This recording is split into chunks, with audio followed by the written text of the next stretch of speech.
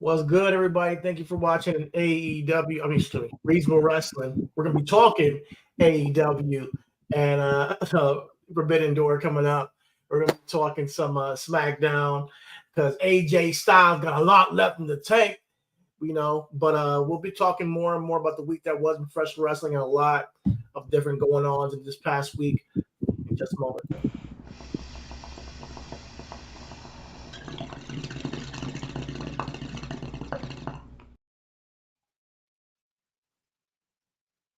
You got the music? Oh, my bad. I thought you was running the whole production. How about that ability? Is it on this side? Yeah. Oh, we got it.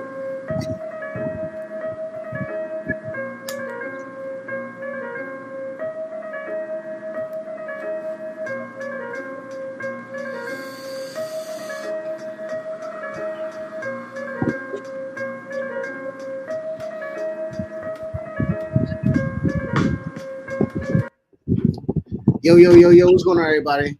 It's the joint where I told the most high, my taxing partner, CT, aka Chitty Bang. What's going on with you, brother? Doing all right, feeling good. Just got back from Detroit, went out there for graduation. If you're with us here to talk to wrestling, thank you for joining us. Please hit that like button, hit the subscribe button, definitely hit the follow button if you're on RW Podcast One on Twitter. Actually, let me put that banner down there just so y'all can see it. That's our Twitter right there, our X. Over here, Chris is hitting the sprays because of the mosquitoes. I feel for my guy over there, man. But Florida's kicking his ass. The mosquitoes out there. How you doing, bro? I'm chilling, bro. Kids probably about to wake up from their nap in a little bit, so I'm gonna do a little bit more on and off in a little bit. But shit, we chilling, man. You know what it is, man. Listen, I gotta hand it to you. Listen, you can do any on off you need because this past week you came through. He did Talking Smack, or he called it Talking Smack. I call it SmackDown, but it doesn't matter. He did SmackDown's recap this week, so shout out to my boy. It's Smack, and I you know what's crazy? I told niggas, I said, yo, when I do, it's like parents. What you do with your mama, you don't do with your daddy. What you do with you do. So my man say it's SmackDown on weekend, man. You know what I'm saying? It's the remix. You know what I mean? Yeah, he did the recap this week. Speaking of SmackDown, let's get right into it, man. Got a couple of storylines coming off of Saudi Arabia and King and Queen of the Ring. I don't know which one I want to start with. Let's go with the main storyline. That's our title. A lot left in the tank. Chris is smoking. Let me see that real quick. What are you smoking? Some bomb pop today for everybody. That's some bomb pop. You know what I'm saying? And, just so they know, it ain't no little boy. We got 28%, some dank. Got 2.3 on the Terps. So we about to roll up some fire while we do a fire show. Yeah, for sure. But yeah, let's talk about the send off of SmackDown real quick. The night they were plugging or teasing, AJ Styles came out in the baby blue tux. He said, "Listen, man, if I got to go to the back of the line, there's an announcement he got to make, so because he's not feeling it. He's getting up there in age, and essentially, like you said it this week, it was very telegraphed what's going to happen. He came out at the end of the show to have a speech, and he talked about the people in the industry and how long he's been in the industry, and how his son has just graduated college, and he realized, hey man, how many of these things that I missed. He had a party with his family, and he's kind of thinking about, hanging up the boots, so to speak, But before he did that, he wanted to thank Cody Rhodes for the match they had in France, and he said, "That's my last match. This was a great one, and I'm glad it was with you." Cody, put him over, started raising his arms, and we all knew what was gonna happen, man. He hit him with the clothesline, knocked him down. Listen, man, he's found a way to make himself relevant in spite of having to go behind the line. I get it. It's a throwback to Mark Henry, but there is this sentiment online and around the way that Cody Rhodes does not have original storyline. The Bloodline storyline and him winning the championship for his dad, completely original. And Eric Bischoff is going to talk about this in a second. I'm going to bring up a clip. but there is a sentiment that this championship reign for Cody Rhodes is like, people are feeling like, hey, it's a little bit of a hangover from WrestleMania. So Eric Bischoff on 83 Weeks, they did a poll. So I'm going to bring up this clip of the poll they did. Or give me 1 second. All right. Years to put together in a match, and I'm sure that a lot of these matches are, rehearsed, and they spend a lot of time on it. And I know that a lot of people have been critical of that. I saw an interview maybe 6 weeks back with Ronda Rousey where she talks about how he gets to rehearse all these matches, and she never got to do that. And they're about Logan, and I just think it's silly.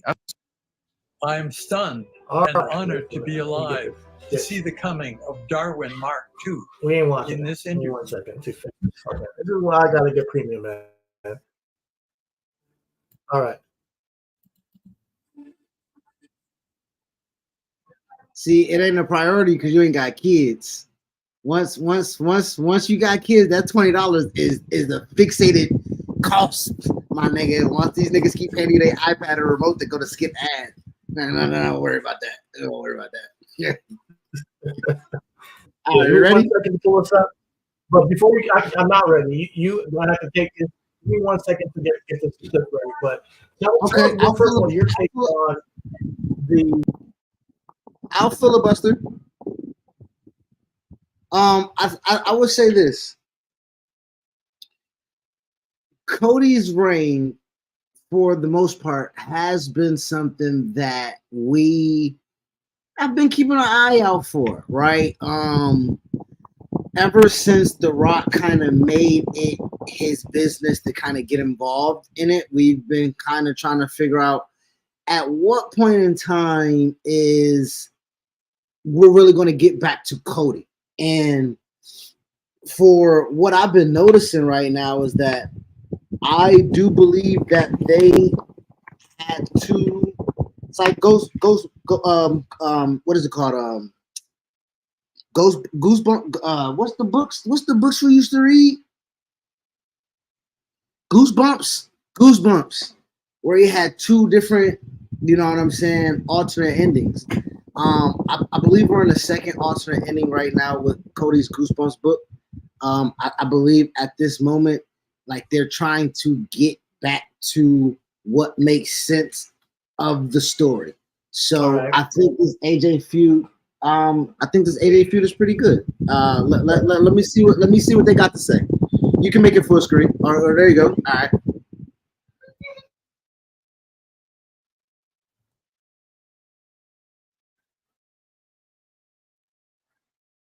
I'm muted, brother. I'll submit it 1 second. Okay. I don't know if it's necessarily that he's lost. 11% said for Cody. I don't want a babyface versus babyface against Cody just yet. I would rather see it be a heel. The other poll that we got is, how's Cody's reign going for you? 11% said better than I imagined. 39% said going great. 38% say it's fine. And 12% think he's lost something post-Mania. I don't know if it's necessarily that he's lost something or it's we haven't had the same story like we had with the Bloodline. That Bloodline story really carried the company for a long time, and now we've just had sort of little pop-up thunderstorm stories. Oh, AJ's got a beef, and oh, Logan's got a beef. But we don't really have this built-in multi-year story with the Bloodline. I saw someone in the chat earlier say it's more like a WrestleMania hangover. I think that's probably the right description, a WrestleMania hangover. What say you? I think if I step back and kind of take a macro view of what's going on,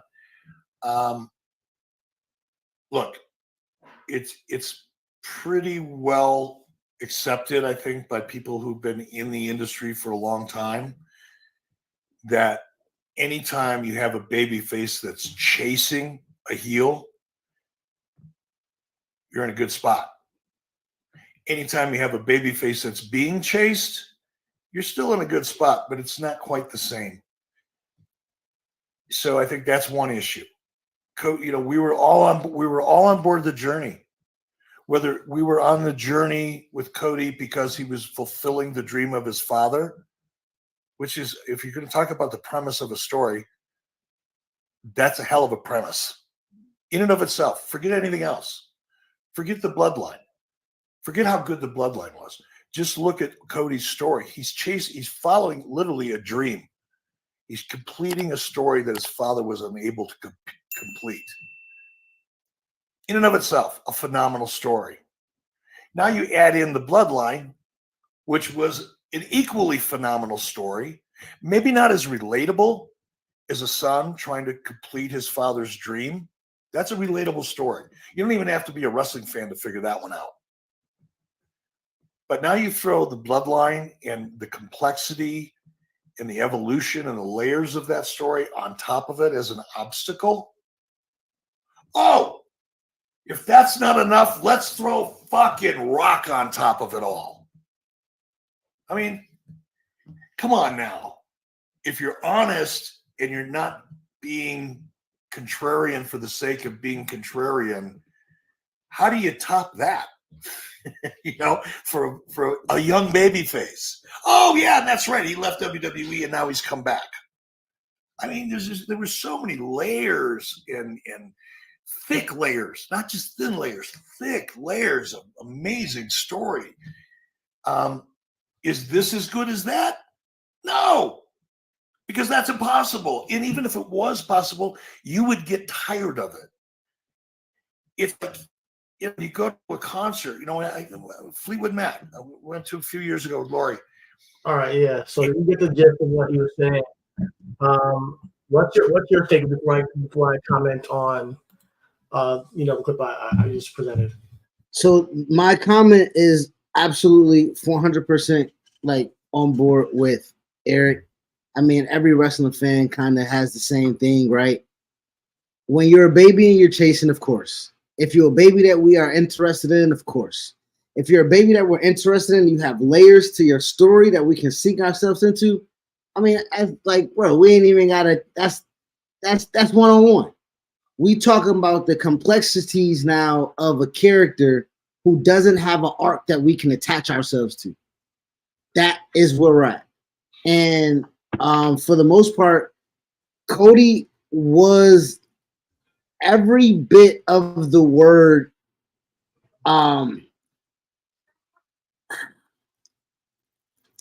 triumphant, right? Well, let's use that word. He was.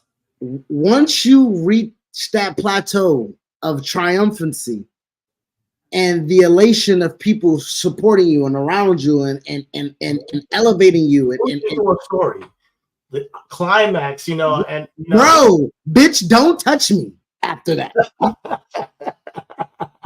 You dig what I'm saying? Yeah. Don't lick my balls. Don't move the shaft. Don't do that, bro.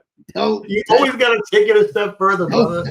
God damn. Don't touch me, bro. When we climax, we do. Don't touch me, bro. Don't touch me. Right now, we in the Cody don't touch me phase, brother. And if you are a writer or a filmmaker in the rising action, well, see, everything sounds dirty now. Listen, there's a rising action, and then there's the climax, and then there's the crescendo. I think what we saw post-Mania, The Rock, was the crescendo or the end, the back end of it. And now we're starting a whole new chapter with him and his reign. So I can't judge Cody based off of the last 4 years of the bloodline. I got to judge it just off of what we've seen from him and give it that time to build the slow rising action so we can get another payoff down the line. Now, this is a completely different era. Even with the Roman, bloodline stuff, started off slow, and then eventually picked up. And then it picked up a lot. And then it had its lulls again. And then it picked up again. So it had its roller coaster moments. The reign wasn't completely all high, And mind you, that's one of the best angles and runs we've ever seen ever in the history of all time and storylines we've ever seen in wrestling, period. So I don't like comparing it in contrast to that. But what I will say is this. Maybe it's a timing thing, but I need more out of Cody on the microphone when it comes to these stories. With the angle with AJ Styles, I thought the match was great, but the build was very quick and short-lived. Same thing with Logan Paul. And there was no, you talk about layers, there were really no layers to those stories other than these guys won a chance at the title. So I'm looking for layers moving forward. Now we're getting the whole AJ Styles retirement thing. his his turn and him tricking him into but then now we have people saying, oh, wait a minute, we've seen this before. We've seen this with John Cena. They're saying that Cody Rhodes doesn't have original stories now, and that's not a good angle either. Like, so how are you going to make this different than Mark Henry and John Cena? I want to comment on that. I want to comment on this isn't a Cody story, so I will defend Cody. This is an AJ Styles story, and the way I would differentiate that is again, if we're doing the direct comparison of Mark Henry and John Cena, right? John Cena was champion for a long time. Mark Henry was on a rise as a heel. And at the time, it was like that the Hall of Pain and all that came after that, if we remember, right? But Mark Henry at the time was not a suitable, worthy champion, right?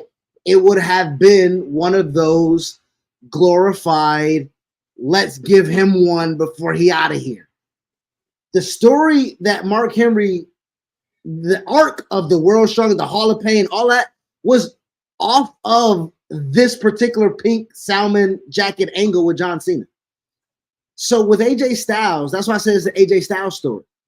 AJ Styles redemption, this goes back to when I did the show about and I don't want to ping pong to bring you off of the Tiffy situation, but when the women in the women's division, when I'm saying how top heavy is that roster, right? When I ask you why would LA Knight go to Raw when there is a clear and cut opportunity for him to be at the top of the rock of this particular card, because there's a gap, right? There's a large gap as far as star power, and I think right now this is an AJ Styles story to bring him up to speed. Again, AJ Styles' first match with Cody Rhodes, it was no story because he just came back, right? He had just came back. He's trying to make something out of nothing with LA Knight. He's trying to make something out of nothing with Randy Orton. He's trying to make something out of nothing. But again, AJ Styles is AJ Styles. He's cut. He's ripped.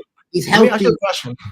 Go ahead. Do you think that by proxy, and this is not like to be smart or anything, I'm just really genuinely asking, by proxy, having the world championship means that the stories are primarily your challengers? It's like, are the stories always going to be centered around your challenger? I would say in comparison and to direct answer to your question, with the World Heavyweight Championship on Raw, yes, it's about the challengers.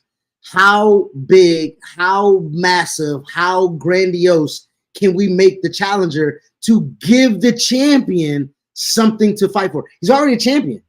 He has not at that point, right? As a champion, you fought to get what you fought for, right? So what is there to fight for? As the champion, we always look at dumb champions. Nigga, why you defending against him? He ain't earn it. Why you defending against him? I'm looking at Swerve, right? And my direct comparison to Cody is Swerve as champion. They've been champion similarly around the same amount of time. Challengers just out of the wazoo that just want championship matches. And there's a particular feud or particular feuds that we want for them that we have to wait to get for it to matter. And the reason why we have to wait for it to matter is because we have to wait for the challenger to matter to the champion. So in Swerve's case, the challengers in Swerve's case, the challengers that makes sense to us, it's clearly Ospreay, it's clearly Hangman Page, clearly Samoa Joe if he wants to. Those are really substantial, sustainable characters and challengers that again, when they challenge Swerve, we are built off the challenger. Why? What's the motivation? How is he going to do it? And so to bring it back to WWE with Cody, whether it's LA Knight, how he's going to approach it, whether it's AJ Styles, how he's going to approach it. We want a Braun Breaker. How is he going to approach, right? Though it is in essence about the challenger when we are talking about a babyface champion. Okay, but me, I think the heel champion is more about the challenger. I think, but with the babyface champion, I think it's more incentive to make their reign about what it means to be the champion. You know, what it means for Cody to hold this championship, what it means for him to defend it against people like AJ Styles and Logan Paul. That's why I like the promo with Logan Paul right before Saudi, where he's like, you don't do this full time and you'll never be as good as me. That's a layer to this rather than, oh yeah, it's not time for title. Like, well, see, I don't respect that so much. I'm sorry to cut you off. I don't respect that shit from Cody so much because nigga, he ain't never been there. Right? He like what the again, as to your point with what it means to be a champion, that should be ultimately Cody's story, right? When we talk about where he's at, the pinnacle of his career is to do this. Now, what does it mean to be this? He don't know because he never been this. So that should be the story in essence of that champion. Boom, flat, bam, that's it. Now you build on the challengers trying to take that away from Cody because you worked all your way, the WrestleMania moment, your dad, all this. I gave it to my mom, all this. They put me on the shoulders, all this. Okay, now you ain't never been this for this. Listen, Make a Wish, press runs, champion, Good Morning America, private jets, nigga. This your first 30 days on the job, nigga. You ain't even get your bonus yet. You know what I'm saying? You ain't get your referral bonus yet, my nigga. You still got a couple more days till you get so he don't know what it means. I think that matters to me as a story. Okay. In a sense, but Cody's defending it like I'm a fighting champ. I'm a defend. Nah, brother, you ain't never been here enough to be like doing all these open challenges and shit like that. Like everybody don't supposed to have the prestige of getting to you. That's why I do feel like in the challenger, when you scheme and go behind the back and go to the general manager or cheat to win a qualifying match or whatever the case may be, it builds equity. Because now a champion can be like, oh, you ain't earned this. Oh, okay, you did earn this. Okay, well, you got to go through me because I went through all this to get. It all matters with the layers of it. So I want to see this story continue to grow legs because Cody said in the press conference, because his first match as champion was against AJ Styles. I'm sorry, I lied. His first match as champion was against Carmelo Hayes. But his first championship pay-per-view match was Backlash at Lyon, France with AJ Styles. And in that presser, he stated, boy, I would love to give this another shot. Boy, I would love to have something underneath this to not just have a great match so it can. And now we're gonna get that. Now we got that. Exactly. So I like that, and it was a great match. So I'm down to see it again. I'm not knocking the booking. Because we're talking who's next for Cody. We're like, oh, Andrade. We're thinking about it. Nah, AJ's right here. You know, we're running back. I'm cool with that. The match was great. He's fighting to make himself trying to just jump the line, you know. But my thing is what happened from here is way more important than what happened on SmackDown. And from here on forward, till we get there, because it's a couple of weeks, I need to see some substance behind this, you know, because people I saw the meme. It was like, all right, Cody just has John Cena storylines. He loses the first time to The Rock, then he beats him in WrestleMania the next year. He loses to Roman the first thing. Listen, it's a meme. Just hear me out. You know, he loses to Roman, then he beats Roman the next year. Then you got the next night on Raw, he gets F5 by Brock Lesnar. Same next night on Raw, you know, Cody Rhodes gets F5 by Brock Lesnar. Like, this is what's happened with John Cena. People are seeing the parallels, and then here we come with the Mark Henry thing and the same thing. So I need to see something unique from Cody, because even if it's a small sentiment that, oh, you don't think it's like that much of a big deal, I don't even like that. Even if it's just like you can make the parallel. I don't like that. Why? I think that Cody has a lot more creativity to present an angle with AJ Styles that's not mimicking a Mark Henry angle, you know? It's not a Cody thing. It's an AJ thing. That's what I'm trying to say. Like, that's where our as a whole, Cody, the background, the writers, Trips, whoever's in charge of like, yeah, we're gonna go with this. You know, you're gonna come out with a baby blue instead of salmon, and you're gonna do kind of the Mark Henry thing where, you know, you're gonna retire, fake retirement and shit. But how is that on Cody?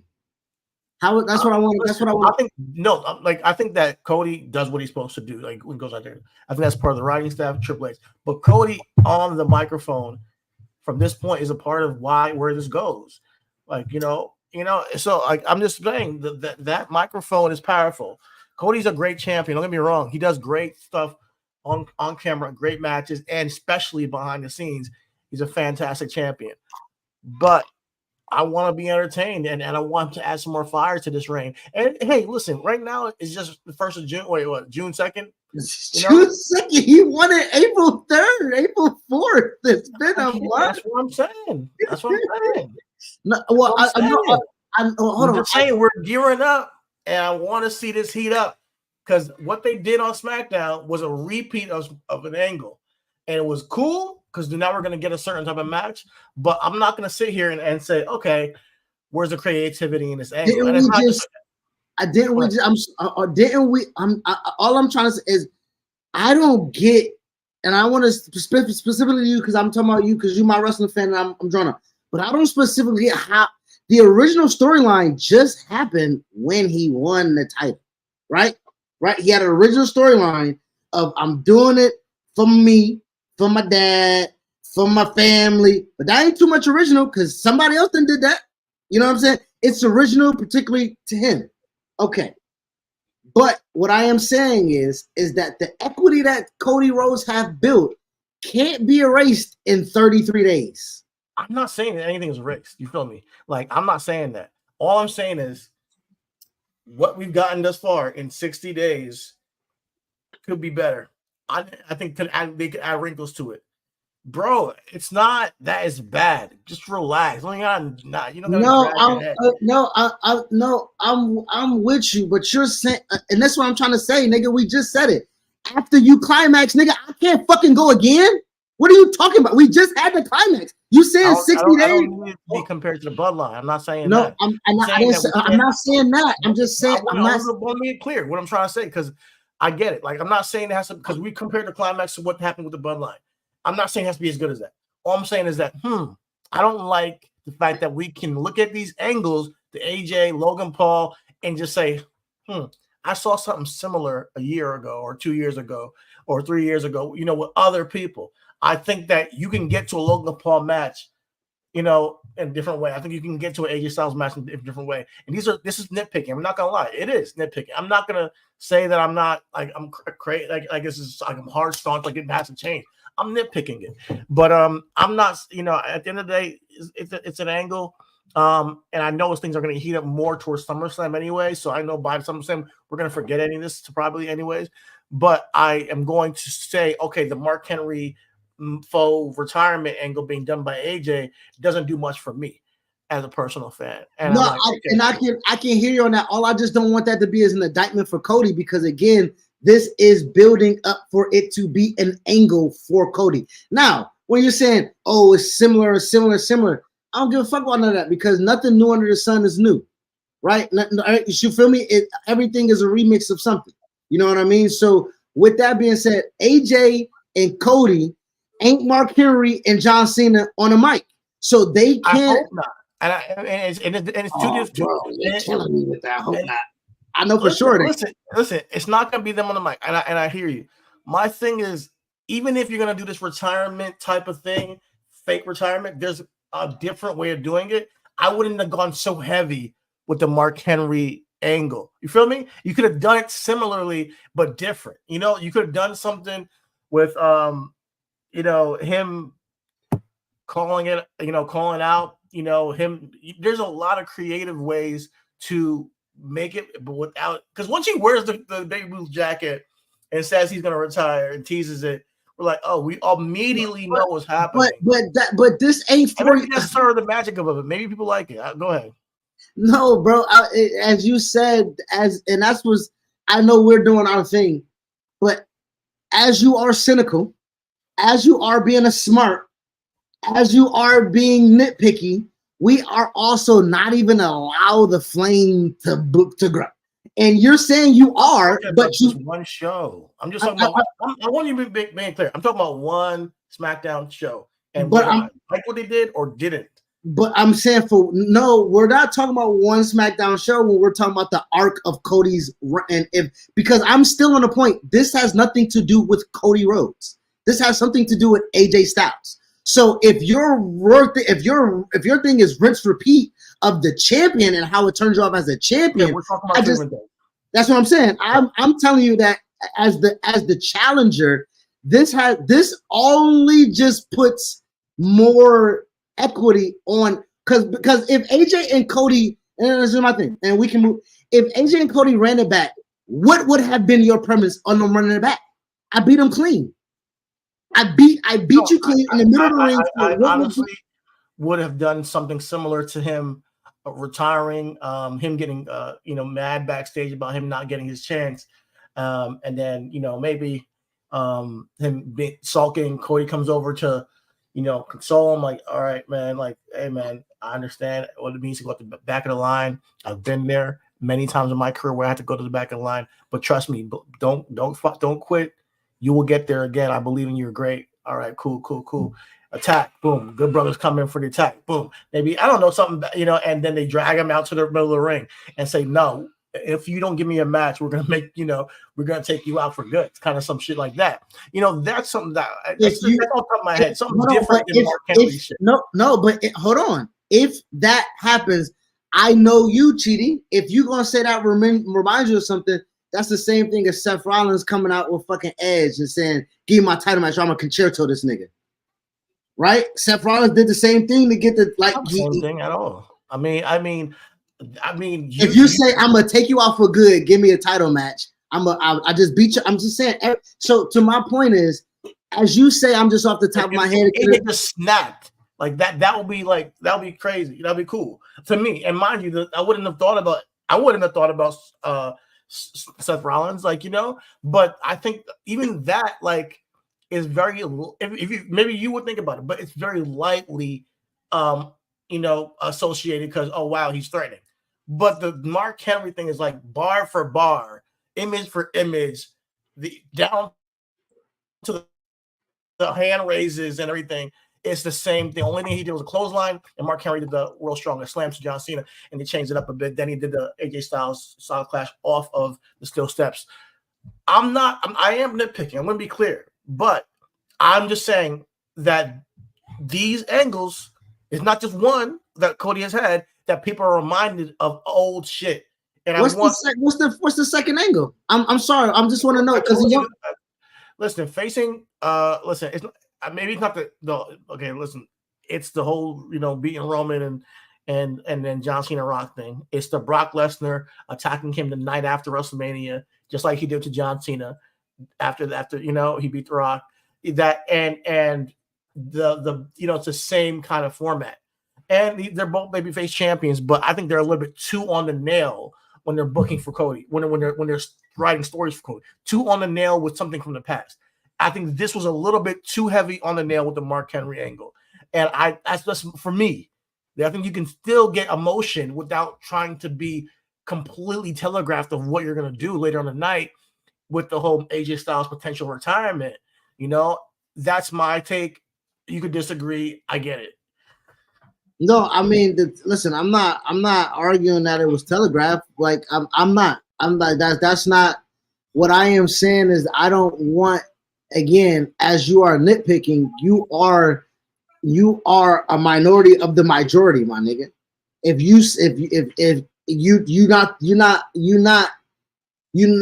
not individualistically sound in your thinking, right? You're not solely with this ideology. And my whole point of that is that so if you're not the only one nitpicking, then other people are also nitpicking. And my thing is as we just said, it's 60 days as the new guy on the job, getting the Brock shit, Roman shit, like, bro, that ain't got shit to do with him being champion. When he's champion at WrestleMania, that is when I'm looking at what y'all talking about. And since he's been champion, the Logan Paul situation where Logan Paul has done it to Seth, he's done it to Roman, he's done it to Cody. So it looks like it's a Logan Paul type of thing. I don't even know, like it. I don't know, like it looked like Logan skips the line with everybody. You know what I'm saying? So I get you on that. And I didn't also want Cody's first thing to, and I'm sorry, that's his second defense, because his first defense was against AJ. And with that being said, you couldn't have a Saudi show without your champion. Granted, you didn't have anybody else to sacrifice to your champion. So we get Logan Paul. After we got that out the way, like we said, what is next to sink Cody's teeth into to make it palatable? And the nitpicking comes from you saying this isn't palatable. Here's the thing. I think we can get it. We can understand it. It's palatable enough that we can be like, oh, I see what they're doing here. It's kind of cute. You're muted. You're muted. You're muted. You're muted. You're muted. Yeah, I'm saying I think it's palatable. I think it's cool. I just don't think that with a legend like AJ Styles, we need to rehash an old legends kind of like whole shtick. I mean, even Cody Rhodes, being honest, should have seen it coming a mile away if he's ever seen Mark Henry's promo with John Cena. If that's kayfabe thinking, you know. But like, I think that, you know, you guys can be more creative. Now there's two things I'm saying. I'm saying one thing towards the storytelling and the backstage people and the writers and all that stuff and what they chose to do. And then with Cody as a separate piece, recognizing that some of the fan base is saying, hey man, some of your storylines are a little bit similar to some John Cena did or something that, you know, Roman Reigns and Logan did, you know, how is he going to make things different? And I'm challenging him on the mic, in the promos, and creative to push back and create something exciting that's unique for this reign. We may, and I'm not saying that it's like detriment, like, oh, he's done a bad reign. He's done what he had to do. He's doing his job. It's fantastic. But that's what my challenge is to Cody. So I'm saying two different things at the same time. And I think with AJ's storyline, when you're saying this is AJ's storyline, you could do better than to just say, let's rehash that old Mark Henry thing. You know, that was cool. You know, and let's go do an old match, throw back to that. I think you could have done something cooler with AJ Styles to make it a little bit more unique. That's just my opinion. It might not be everybody else's, but hey, all in all, I will watch, and I'm glad we're getting that match though. No, I mean, I would say again I mean, I know you're trying to pivot off of that, and what I would say is that when you're saying I'm challenging, and that's the only thing that like make me like I'm challenging Cody, like again, we talked about it on Raw. Damian Priest been champion same amount of time. You know what I'm saying? Yo ass like, LA Knight, get LA Knight, get Gunther. Somebody get this shit out there, bitch ass nigga. Bro, I'm like 60 days, go. 60 days, bro. Yo has goddamn, bro. Listen, Yo, you man, can listen to us Larry Jr. Alchemist, my nigga. A whole lot of shit can change in 60 days, nigga. Like, yeah, damn. a whole lot of shit can change. You're right. You know, I'm you know, but I just, you know, I like to come here and just spitball and just say my opinions on certain things, or you know, where things could have gone, you know. And sometimes I'm like, what I think is like, oh man, that would be cool, but you know, I gotta wait. Sometimes I gotta be patient. So I'm gonna be patient. I just think that on both Raw and SmackDown, people are a little bit like waiting for something to happen with the World Heavyweight Championships, and it's like we haven't gotten it yet. And it's cool. I'm patient. And that's all I wanted to just to push you back on, because like with Swerve, right, with AEW, right, or Tony Storm, right, in AEW as a champion. We can bounce around because I got tough on both of them, because for Swerve and AEW is completely different to me. Because AEW as a whole does not do him any favors, and it's really AEW's fault. But I say this, Swerve, when he's on the microphone, he makes it very clear who his character is. He attaches it to his past. He attaches it to what's going on in AEW as a whole. He's doing the best he can fucking do. And Cody's not? Because that's the comparison. Listen, I'm wearing my shirt today, brother. I'm on it. I'm on it today. I'm a Cody Mark. I'm on it today. I'm a Cody crybaby, nigga. Hell yeah. What's happening? Only reason why I'm saying that. Only reason why I'm saying is when you say Swerve is doing the best that he can. I hear you with Swerve as being quote unquote handicapped. And I see that you feel like Cody is not handicapped. But what I will say is that both of them cared, and that's what I'm trying to say.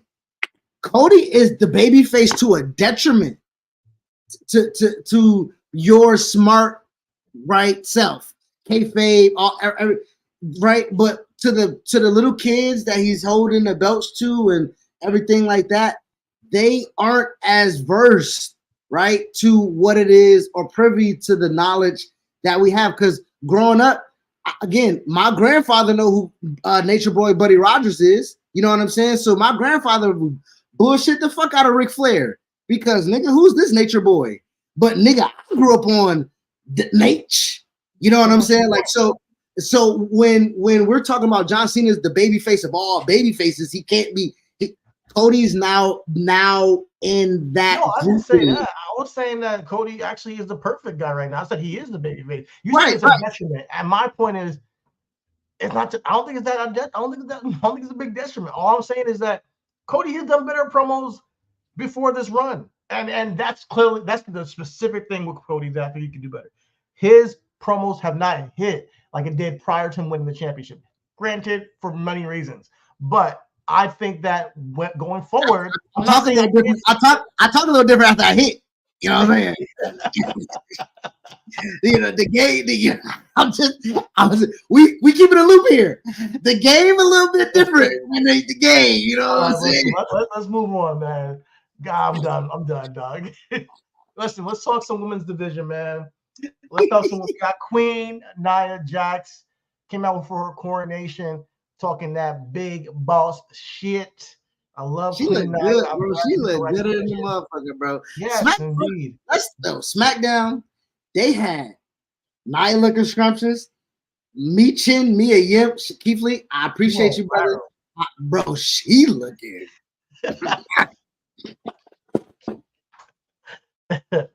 Me Chin, man. Bro, me too, my nigga. Like, I don't know. Naomi was looking good. Yeah. They showed Bianca and Jay. Piper is hear me out. You feel me? You know what I mean? Like Bailey came out in a one piece. I don't know what Bailey doing. Like she teasing us over there. Like SmackDown got some fine women over there, brother. I like Bailey, man. I like what she be doing, man. Like she be wearing certain things that are not too revealing. Not too revealing, but you can see her figure. You can see like, oh, she's she's get the little pixie cut to the little 27 piece. You know what I'm saying? Oh yeah, bro. No, but you know, she talked her shit before Bailey, and she called out Bailey before she even came out. Got attacked by Piper and Chelsea Green. So they're setting up Piper and Bailey for Glasgow, Scotland, and Clash of the Castle. What's your takes on that? I'm down with it. We saw the attack the prior week. I think it's great for Piper to get a main event, a singles women's championship match. Might be I'm not sure if it's the first one, but I think it's the first in her home country. That's awesome. Yeah. I mean, you know, we talked about it. We talked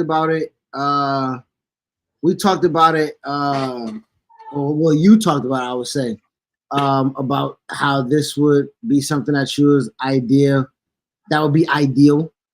And for me, I say, yeah, you know, Piper has for the most part been a phenomenal worker, but she has shown, as has Nia, with the ability to kind of listen, man. I love full figure women. Nia, Piper, Willow. Who else off the top I can throw off right now that I'm thinking of that I'm missing? But right there, that's the top three right there, right? The agileness, the grace that they perform with, the bro. Listen, if you can't respect the woman that's pushing what she pushing, running the way she hitting the ropes, like, you know what I'm saying, bro? Y'all better give it up.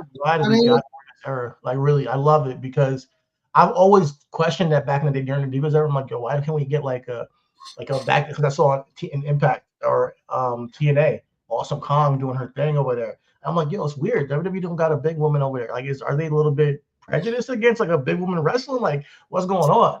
So I like that we have this era of the big woman wrestler and having them have great matches. Like we've been talking about Nia since the fall. Like, oh, she's good. You know, she's still great as she ever been.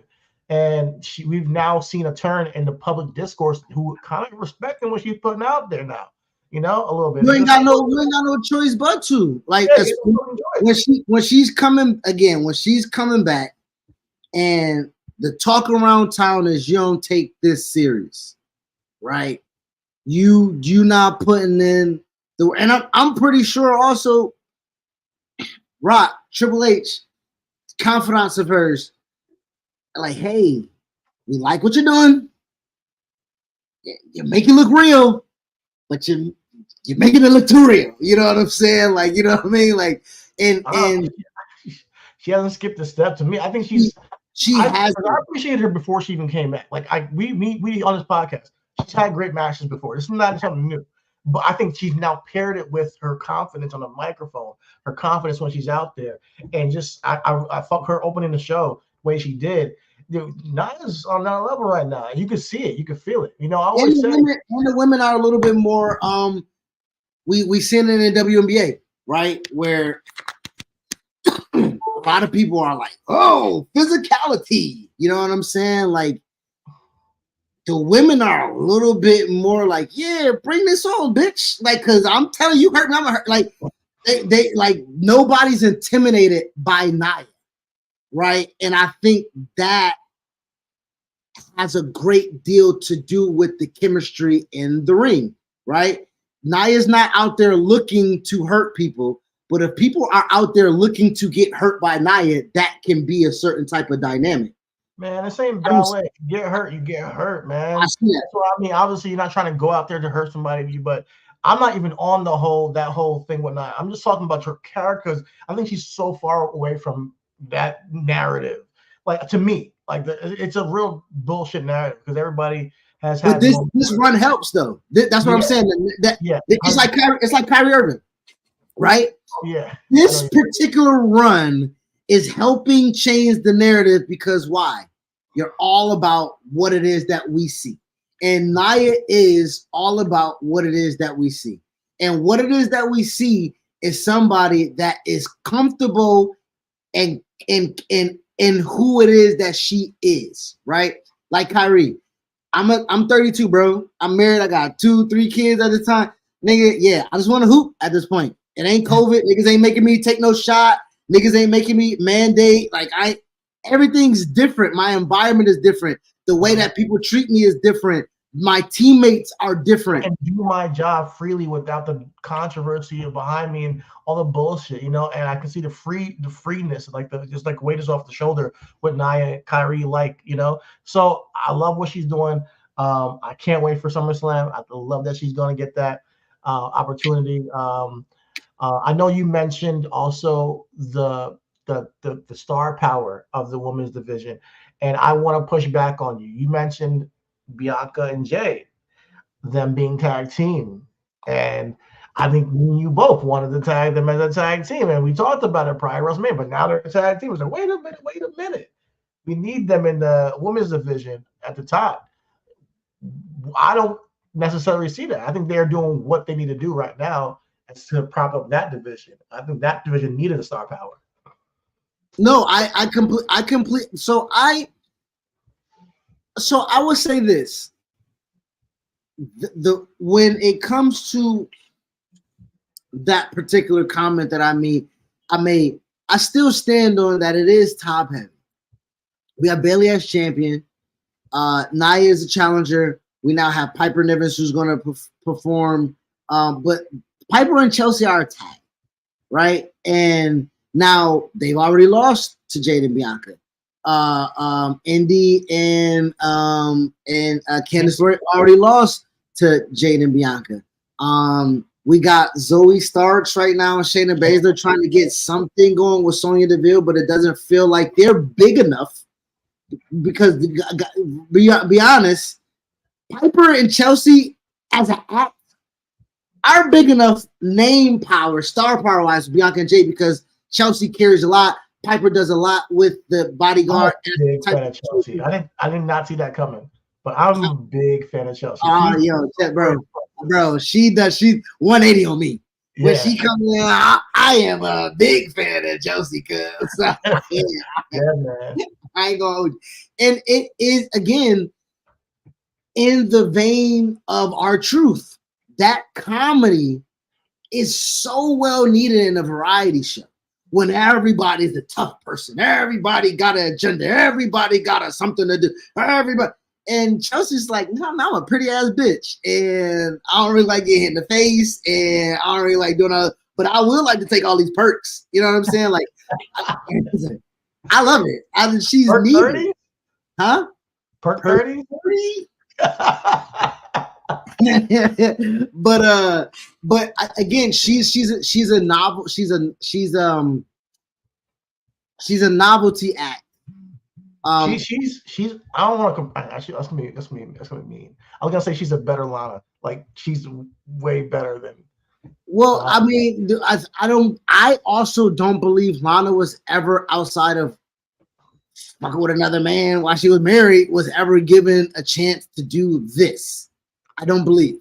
You know what I'm saying? Like, you know what I mean? Like, through a table like I think Lana has a lot of, or CJ Perry has a lot of Chelsea Green, where you like, I don't like this bitch, but she's fine enough to get away with it. You know what I'm saying? Like, you know, she annoying as fuck, but she's pretty as hell. You know what I mean? She got to that. You know, but to my point is when if Bailey loses tonight, this goes back to the Cody part. Does Bailey be better as a chasing baby? Because I don't necessarily see her in the sense where she's utilized, maximized to, you know what I'm saying? Like Bailey's also in a situation where I feel as if I'm not gonna say it's AEW's problem. I'm not gonna say it's WWE's writers. Bro, we are fans. We don't play the fucking game. Period. We don't.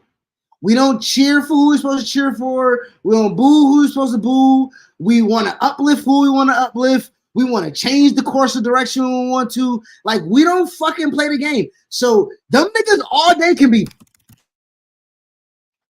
You muted yourself, dog. Taking some shit up, writing the script. Them niggas is working hard, sweating. And then we come out there and they say action. We're like, boo! You saw what happened with the Rock and Cody surgery. I just came back. I want to wrestle. Boo, bitch, where Tony Storm at? Like, you know, like we do that. Like, you know what I mean? Yeah, like we saw what just happened with the Rock, Cody Rhodes, and you know what they had planned and how they changed on the fly. Excuse me, that's what wrestling is for you, especially nowadays with kayfabe being broken and everything like that. We like great performances. I think we just want to be entertained.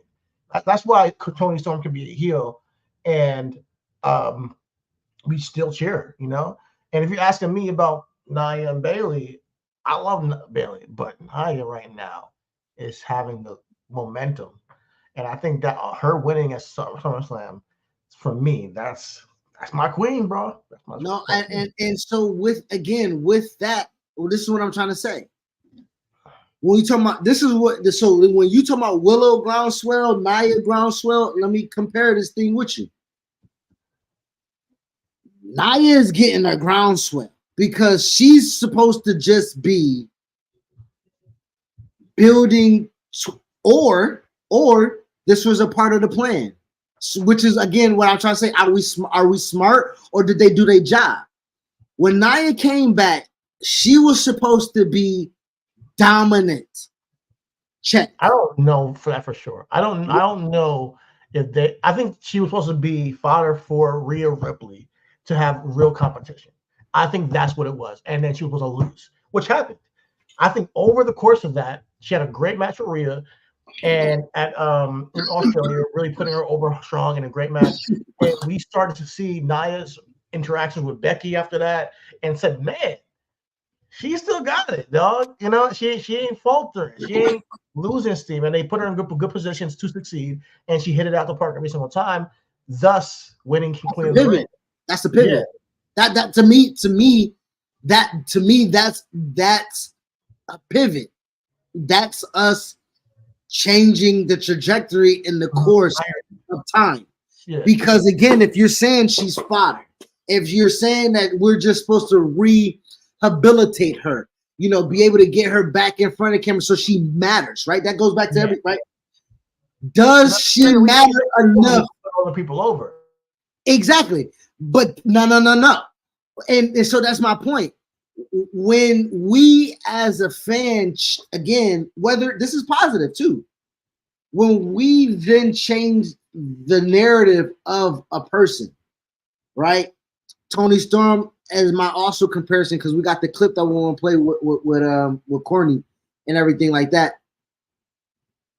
When we change the trajectory of a person, of an act, of a champion, of a challenger, we then are now at mercy for whatever the at fly stuff comes with it, right? So to your point about, so I'm sorry to bring this back up, the AJ situation. When AJ comes back, everybody's like, oh shit, what they're going to do with a main event player at this junction in the roster. We got Randy, LA Knight, AJ kind of log jammed together. Who did the fans gravitate to? Well, we still gravitated to LA Knight. You see what I'm saying? So we weren't able to change the course of action and pivot there. But I am saying, so there's a way with where the company listens and abides and listens and tell us to wait. And I feel you. And sometimes, like you say, as a fan, patience, or give it to us now. You did it last time. Hey, I told you, give me Swerve as champion. You gave me Swerve as champion. Hey, I say, give me Ospreay and Swerve. You give me Ospreay and Swerve. Hey, I cheer for Toni Storm. She needs to be a baby. Hey, Nia as a heel is doing great work. She needs to be rewarded with something like Queen of the Ring. What I am getting to is that we play a part in the way that we then feel about the art. And so when we're nitpicking or when we're demanding, and I'm not just saying you because me, I'm on the side too.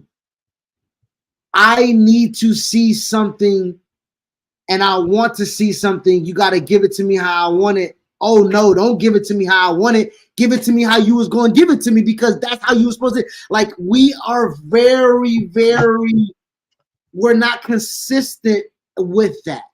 I mean, I pretty am consistent, man. I know what I want, and when I don't get it, I say, hey, this is what I had a problem with. You know, I with the Nia, everything's been good. Only thing I could say that here's the thing, I consider alternative reasons why they didn't give me what I wanted.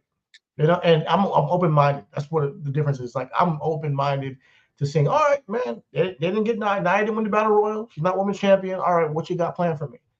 Now we see what's going on. Becky drops the title, you know, in Saudi to Liv Morgan. They do the cage match because of interference, so, you know.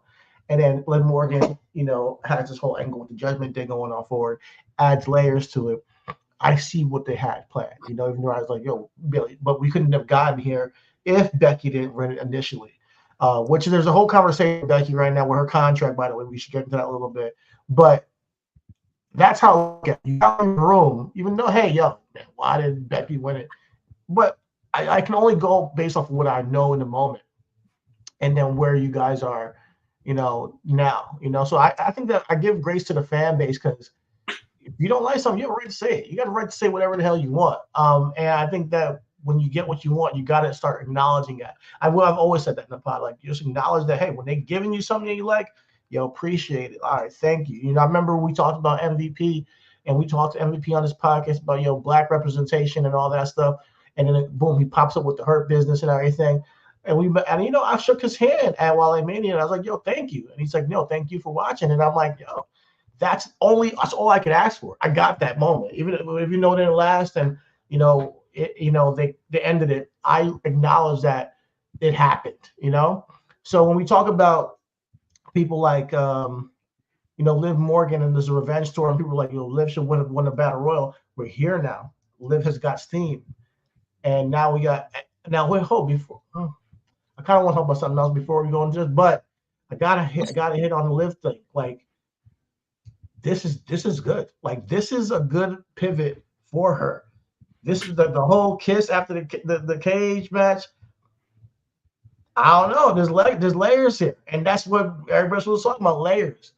There's layers to where we can go with this. You know, how much is Judgment Day involved with Liv becoming the next one, the new women's champion? And I just think that just the mystery and speculation of it all is great drama.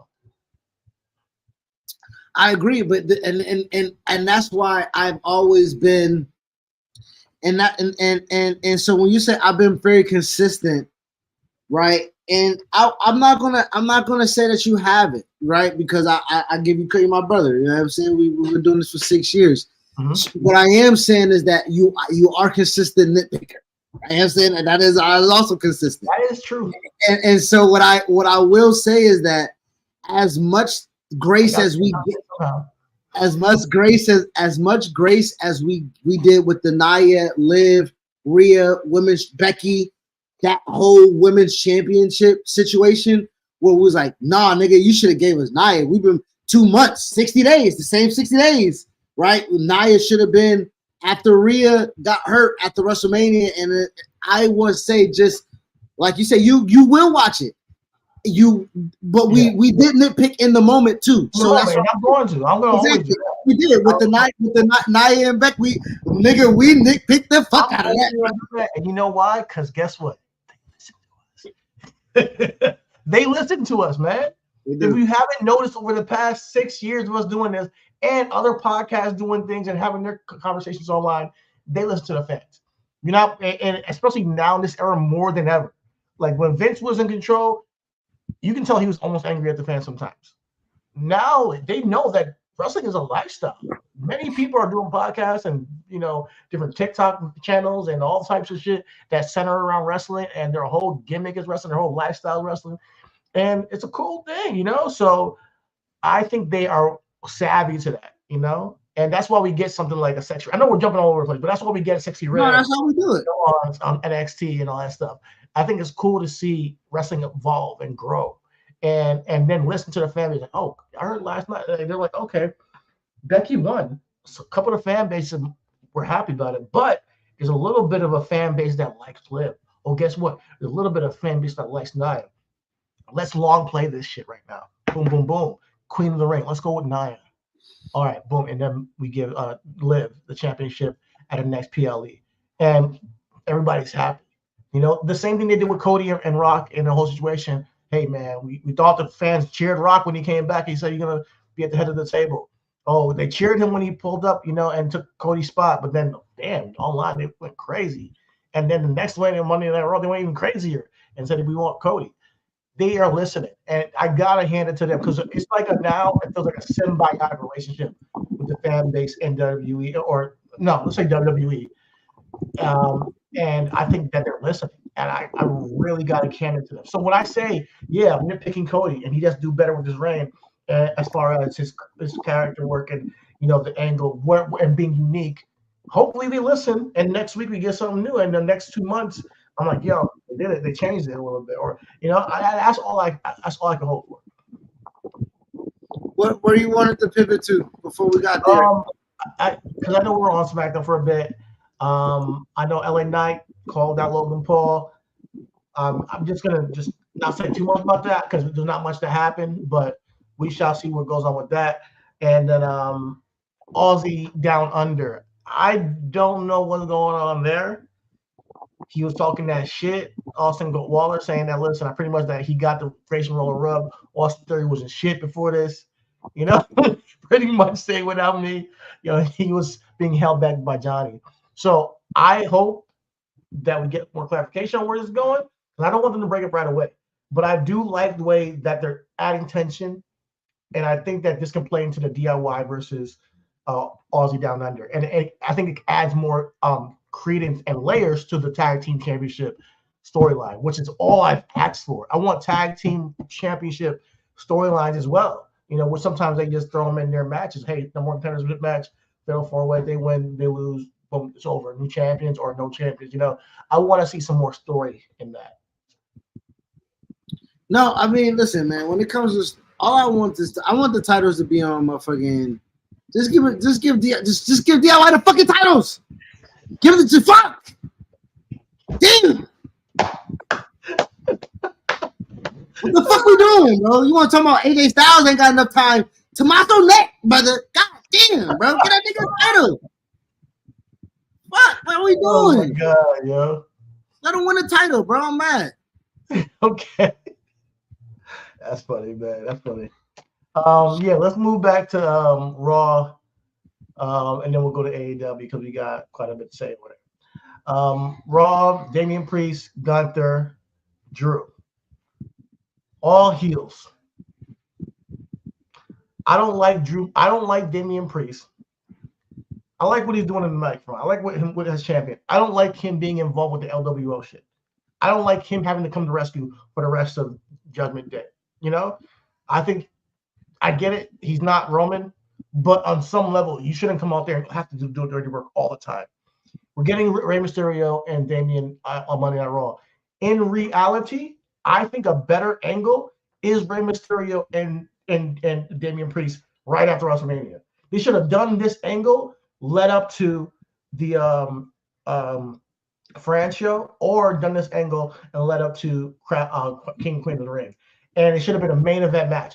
Rey Mysterio getting a world championship title shot. And then you got the Judgment Day undercard with the LWO undercard. It makes perfect sense for them to battle over supremacy of Monday Night Raw. Babyface, a clear babyface group versus a clear heel group.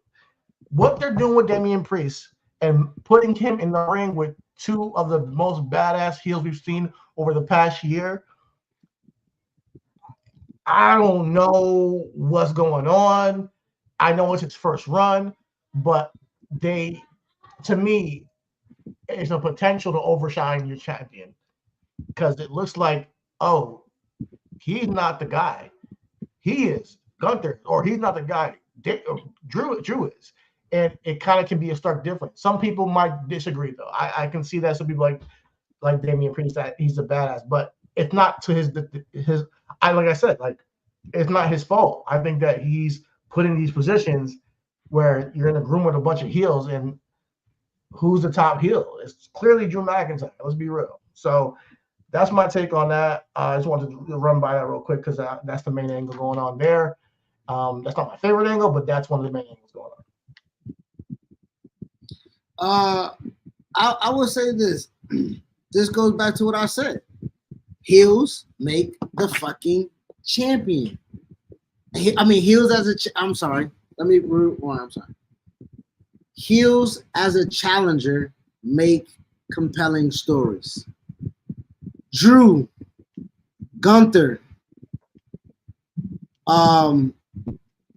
who's the other person we said? And Damian Priest, the champion. See, he's not a heel. He's a baby. He's a baby. That's the thing. That's where it gets kind of dicey, because the heel doesn't come out and destroy Rey Mysterio. I mean, a babyface doesn't do that. A heel does that. So that's what he did later on in the night. You know, maybe he's in a tweener space, but he's clearly not just clean baby. Like, you know, he's a little dirty, dog.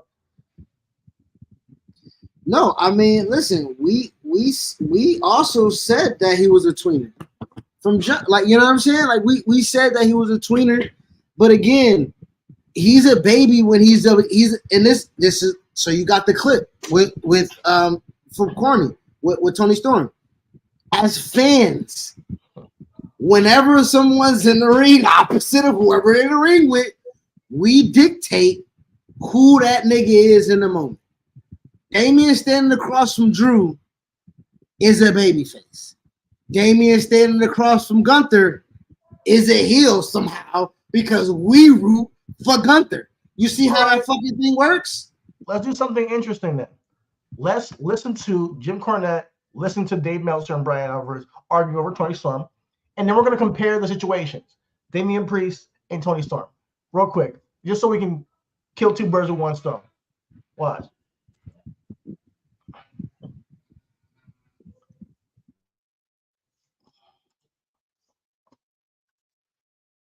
It's like I said earlier, everything in AEW is a competitive squash match. It doesn't matter who the person they're pushing is in there with. It's not about Harley Cameron in this case. It's about the champion not being able to beat someone in 7 minutes. In this case, that's too long. But in other cases, we see matches go like 10 minutes, 15 minutes. You know what the conclusion is. It's all about just having a great match. Let me show you how we do stuff around here. Oh my, Actually, my bro. Sorry, guys. The last time Who's the heel? It doesn't matter. It does matter. No, it doesn't. Dave, I have seen so many segments with Tony Storm where there is no heat for the interview because guess what? nobody cares about the baby face. Guess what? Because She the came- baby face. Did you watch the segment they did last week? Did you? Were you in the building when Tony Storm came out and she got cheered like crazy? This match did not have no heat. This match had plenty of heat. Yeah. Cameron was the heel. Harley Cameron was the heel. Tony Storm was a big time babyface. Yes, Dave. There was nothing wrong with that. Last week, she was a heel. Tony was a heel last week. So whoever and Serena was out there doing a sad story about how she almost died. And guess what? Nobody cared. They booed her. We'll stop it there for a moment. Dave is incapable of really pointing out the flaws with the AEW booking, isn't he? It makes you stutter and stammer like Dave at this point to wonder whether that he really can't see what he's saying or what he's not saying, or whether it's that he can't figure out an artful way to deflect it, so he just has to disagree with it. He's panicking. He's making a valid point. He's thinking in his head, this guy's making a valid point, and I can't figure out a way to get out of it, so I'm just going to disagree with it, even though it's nonsense. So, do you think that was that good enough? You think that's good enough for a clip? Yeah, I mean, I think the gist of it. I think that's when you're asked exactly like, and that's why I you know, I wear that fucking hat of whataboutism. Fuck it, that's who I am. Let me put it on. Whataboutism. Because I ask about what about one situation and what about another, because the similarities seem stark to me. Yeah. So I bring them to you to see if you see what I see, right? So Swerve and Cody, I ain't really liking how neither one of them doing a champion. Damian and Tony, I don't really know week to week who I'm cheering for or rooting against. You know what I'm saying? Those are comparable to me in that aspect. No, bad. Go ahead and finish what you No. Go ahead. Nigga, I cut you off plenty of times, nigga. No, I think that the question is like, what does it matter that there's a heel and the fans can cheer them? You know, I think it still matters. Today in Asian wrestling, it matters that we have defined heels and baby faces. I don't mind there being a tweener transitioning phase, which is what I see Damian Priest in. Tony Storm is a little bit different. Tony Storm is a heel who's doing heel things on a week basis. Damian Priest has shown elements of not needing Judgment Day's help, then apologizing and saying, nah, thank you. Without you, I wouldn't have been a champion against Jay. He has shown, traits of wanting to be a champion on his own. So I can see this being a long-term play with Damian. Tony Storm is a heel through and through. But since the fans love her gimmick and traits, you know, she gets cheered. And you need to put her against somebody that is bona fide babyface. Somebody like a Willow Nightingale. But we don't get that in AEW. And the problem with Damian Priest is him being in between and being in the ring with two bona fide heels makes us question, is he really the guy? And that's what I think is the issue. When you get these tweener kind of, it's so vital who you put across from them. That's why I said Damian Priest and Rey Mysterio would have been the best storyline for him for his first championship feud because Rey Mysterio is the ultimate babyface. Well, I would say this, bro. That you that's why I'm trying to say you're dictating something that you have when they are showing you what they are doing with this character. He is a tweener, meaning, and also tying another loop. Jey Uso. I don't give a fuck what we say.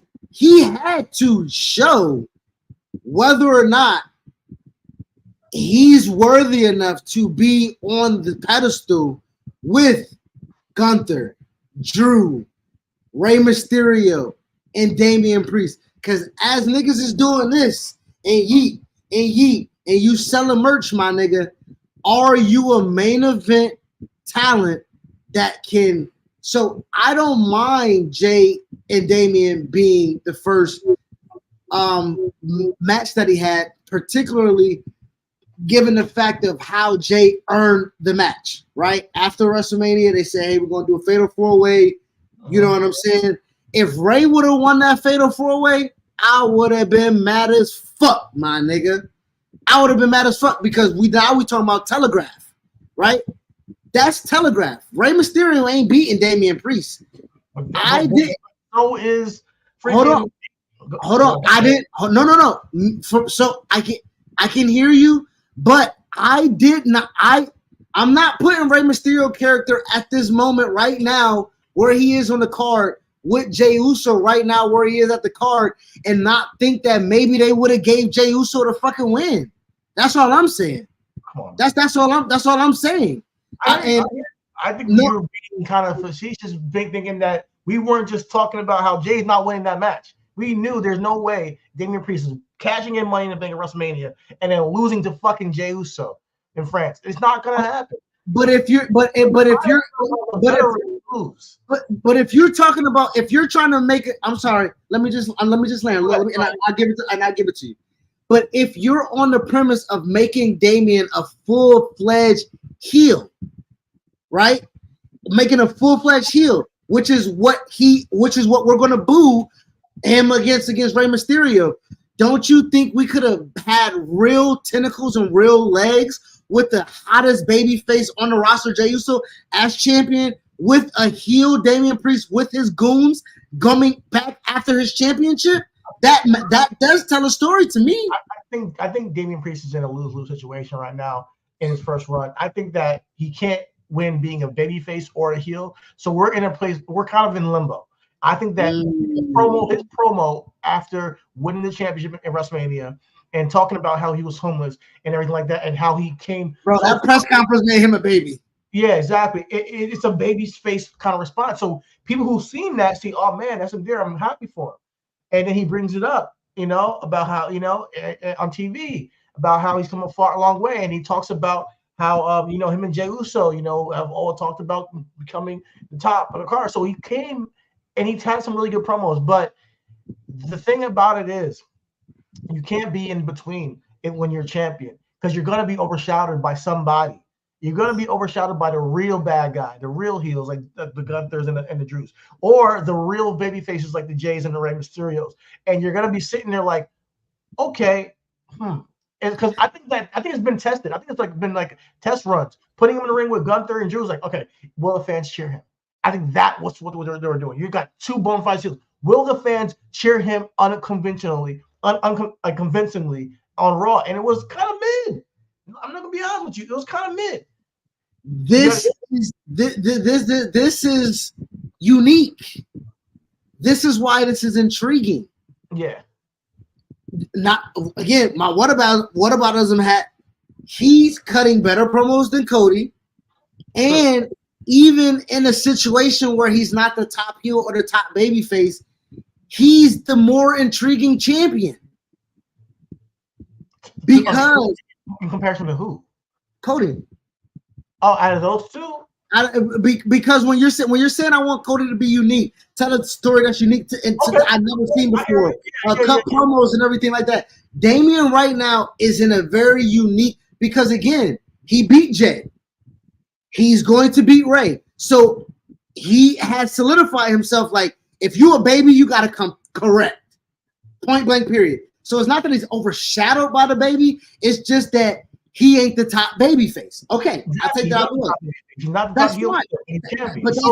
But that's fine to me because, again, Jay as a baby has to come back up and get the Damien or get to the champion. Cool. Ray, we're going to toss you to the side.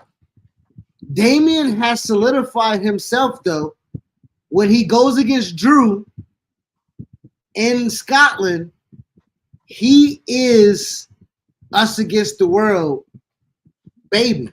That's true. And that's what makes it even crazier. Like, he's going But to Scotland. that's unique. That's unique. It definitely right now. It's so unique.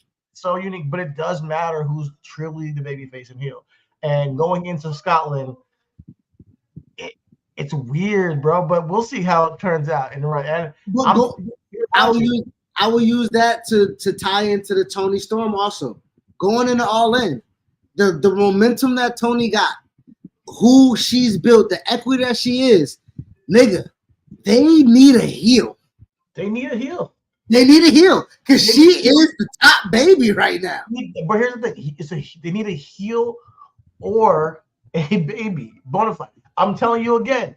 So she's Damian Priest. Exactly. It's very similar. It's a weird situation, but I don't think AEW has any idea who to put her up against. You know, I think they just throw her into situations because I don't think people are going to cheer for Mariah May over Toni Storm. I don't. So if you try to get her to stay in that heel gimmick because she's doing heel things every week and talking mad shit.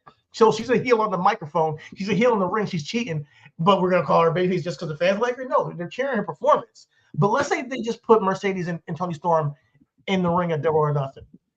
And this is Mercedes' first match. None of the Willow stuff happened. They're cheering Mercedes against Toni. They are, because this is her first match back. If they said, hey, you know what? We're not going to go with Serena Deeb. We're going to go with Willow Nightingale. We're going to try to build something with her and get her to Toni in the future. You know, they could really get a really big match between Toni Storm and Willow, as Willow being the top babyface because she's not cheating and people love her and she's got that steam. So it's a unique situation that I trust WWE more to navigate than I trust AEW with Toni Storm, because AEW just thinks that the match enough is good enough, but the characters matter. That's why I appreciate people like Toni Storm who puts the work in, and people like Swerve and Hangman Page, you know, and those guys who, by hell or high water, found their character in the freaking turmoil of whoever they put them in the ring against and made their storylines interesting. So, but they can help them out a little bit by getting the right pairings of talent. Because if you need a heel to go against Toni, who can you do? Who can you do that with? Like, are you gonna go with Saraya? Like, maybe, like, who's the top heel woman on that roster? It's Toni to me. But then you're like, okay, she needs somebody to face. If you're trying to turn her baby, then she can't cheat anymore. She can't be, cursing and shit. Like, she has to be a baby. I will say to your point with this, brother.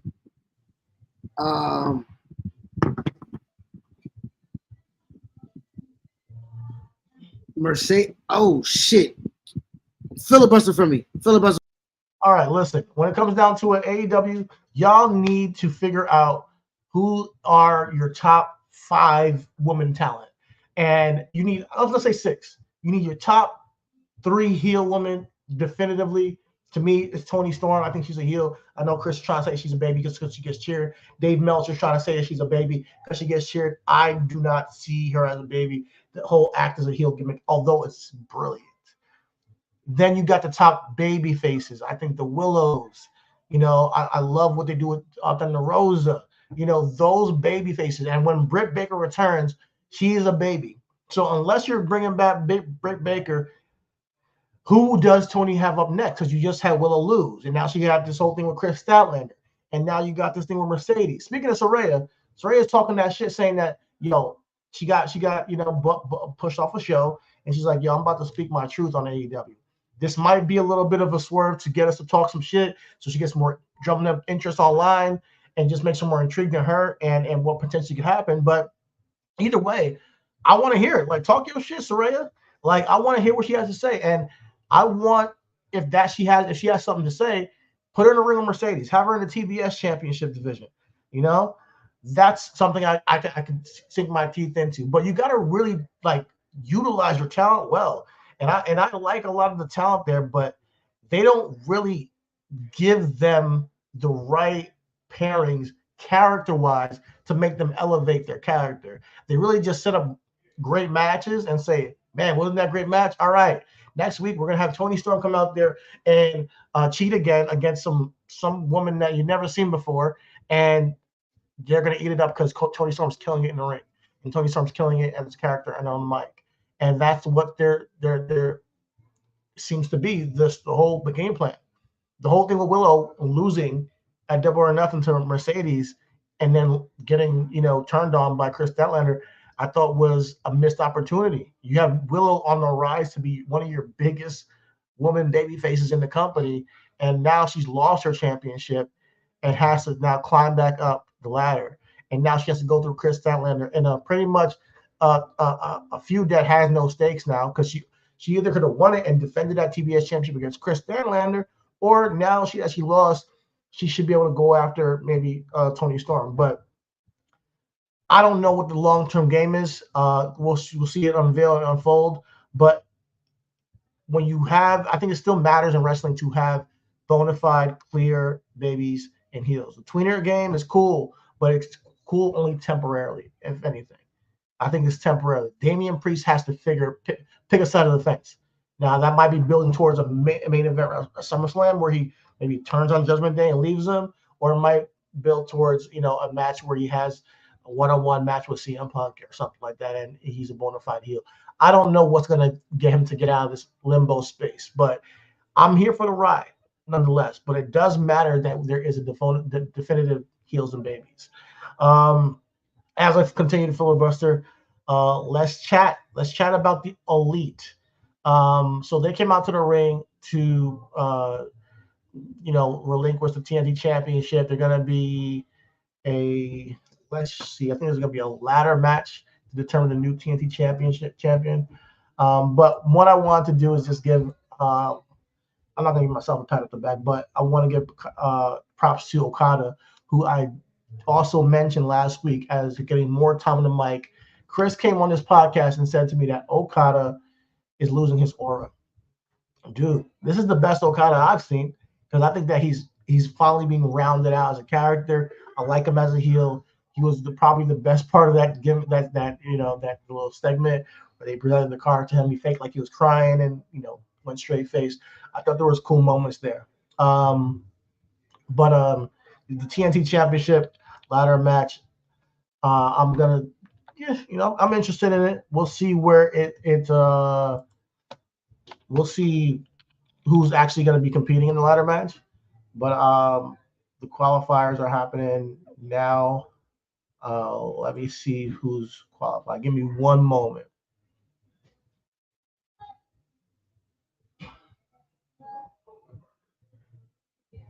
All right, so we got Keshida. Penta, they competed on Rampage to see who competes, who qualifies for the ladder match. I believe Takeshita won that, so we got Takeshita in the ladder match for the TNT Championship going forward. Takeshita got some momentum too. I thought it was kind of seeing the match with him and Jon Moxley was cool and all, but where are we going with Takeshita? I've always asked that, because he has talent. So him having the TNT Championship, I think, could be a real big boost for his career in AEW. So that's the idea that I think is just made for. I think the TNT Championship, given what happened with the TNT Championship, it's made for this opportunity for Takeshita to become the next champion. He hasn't had any real gold yet, so I think this is the moment. All right. And then let's talk about it. So MJF will be back on Dynamite next week. Don't know what we're going to see with that, but we mentioned a little bit of before last week there was a dispute between me and Chris about Will Ospreay and really between Chris and Chris about Will Ospreay and Swerve Strickland. He said that Will Ospreay ain't no diva. I don't know what he means by that.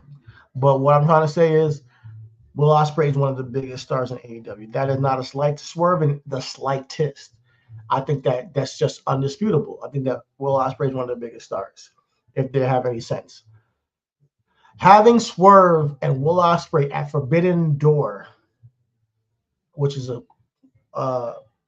essentially supposed to be a event where people from other companies come in and compete against AEW talent, I think is maybe a little bit.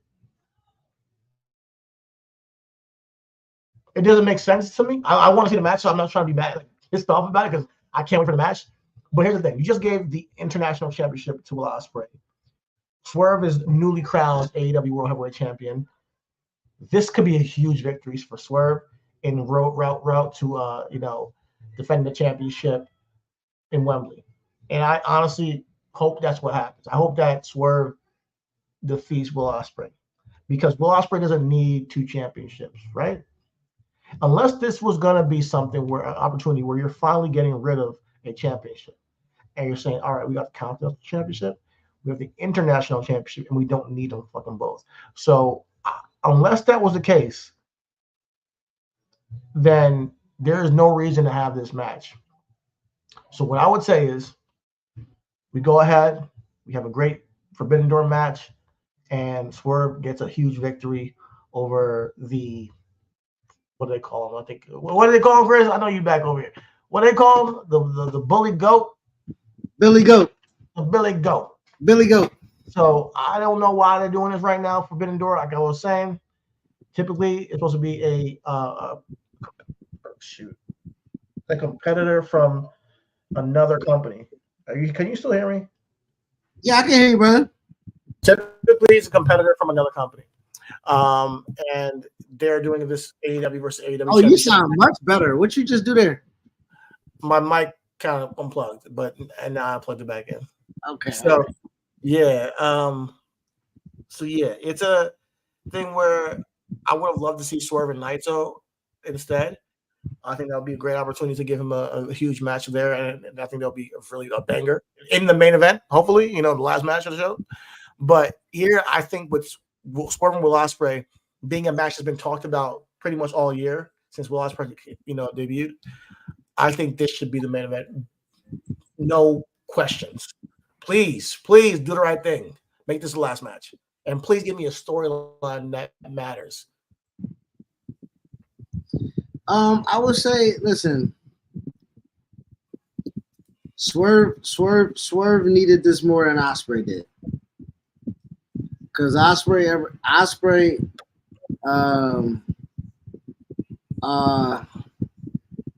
But I thought last week you said he ain't no diva. He ain't no diva. Nigga, my mic's still here, nigga. Don't test me. No, I would say this. Ospreay has been realistically like his feud with Chris Jericho when he said, I need this. I'm coming into America. I'm leaving it all online. Jericho. This was one of Jericho's last great put somebody over matches, right? When he done the feud with Kenny Omega. And I'm the best bout machine. I'm the best wrestler. So Will Ospreay, he can be involved in the feud. Like, so that's one thing I do not worry about. What I do worry about is as Swerve cut the promo and say that we seem like that we are on a crash course, or like we're on similar paths, or like we're equals. That is where I get a little bit apprehensive, because Swerve and Ospreay aren't really equals in a way. And I'll say this again. I'll say it. Like, hold on. Stephen A. Smith said that Kevin Durant. I'm gonna say it once, and I'm gonna say it again. You know what I'm saying? I'll say it again. Ospreay and Swerve are on different levels to me for the simple fact that Ospreay's just in this bubble. And when I mean in this bubble, like you gotta be in the wrestling bubble to know.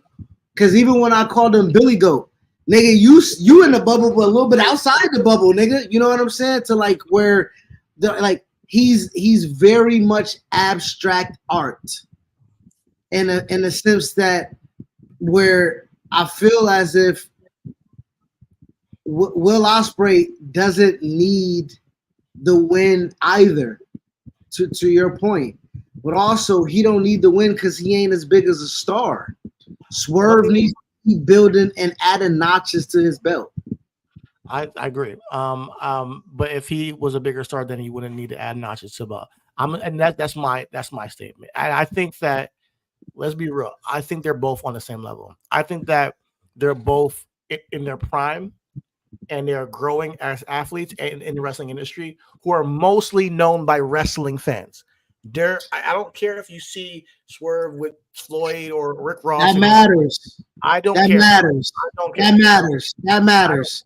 We can be Brian Alvarez and Dave Meltzer right now, nigga. That fucking matters. This is not microwave stardom. You can't just be seen in pictures with people and be the man.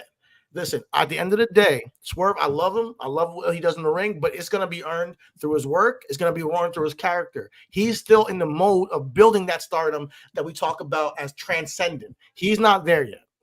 He is not. Neither is Will Ospreay. They're both known and very big stars in the wrestling space. I don't care what anybody says. But yeah, I think that Rick Ross no wrestling or Rick Ross no DJ Who Kid? Okay, listen. My point is not about Rick Ross. My point is about that is the point. That is the point. You just said Floyd Mayweather.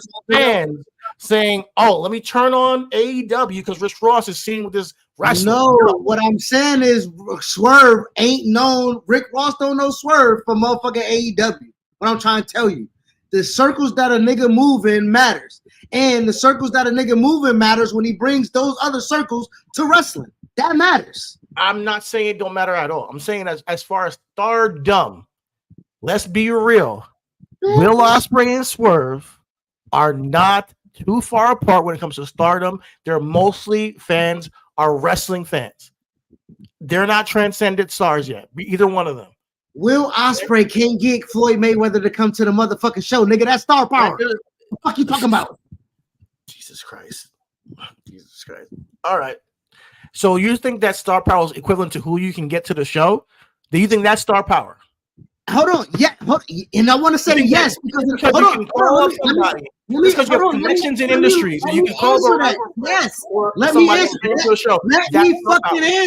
Let me fucking yes. Because when fucking Caitlin Clark brings Pat fucking McAfee to the game and the camera's on Pat McAfee, that fucking matters.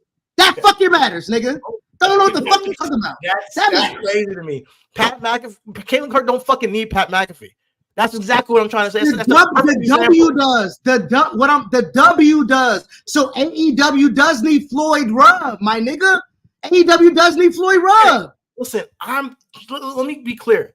AEW needs Floyd Rubb. What Swerve can do for AEW in getting more people to the product is incredible. And the way he networks and moves with people in the industry, I love it for AEW because he's a tentacle to pop culture and especially Black culture. However, give me a freaking break. However, that does not mean that he's just way bigger star than Will Ospreay because he is able to. I think he does more for AEW than Will Ospreay could do as champion. That's why I want him to win. Because if this was in Wembley, it's a little bit different. You know, there's a moment that you could create for AEW. But this is on Forbidden Door. Sorry. Will Ospreay got to lose. But that's what I'm trying to say. And to your point, in Wembley, my nigga, in Wembley, who's Will Ospreay's tentacles to make it bigger there? Is what I'm saying.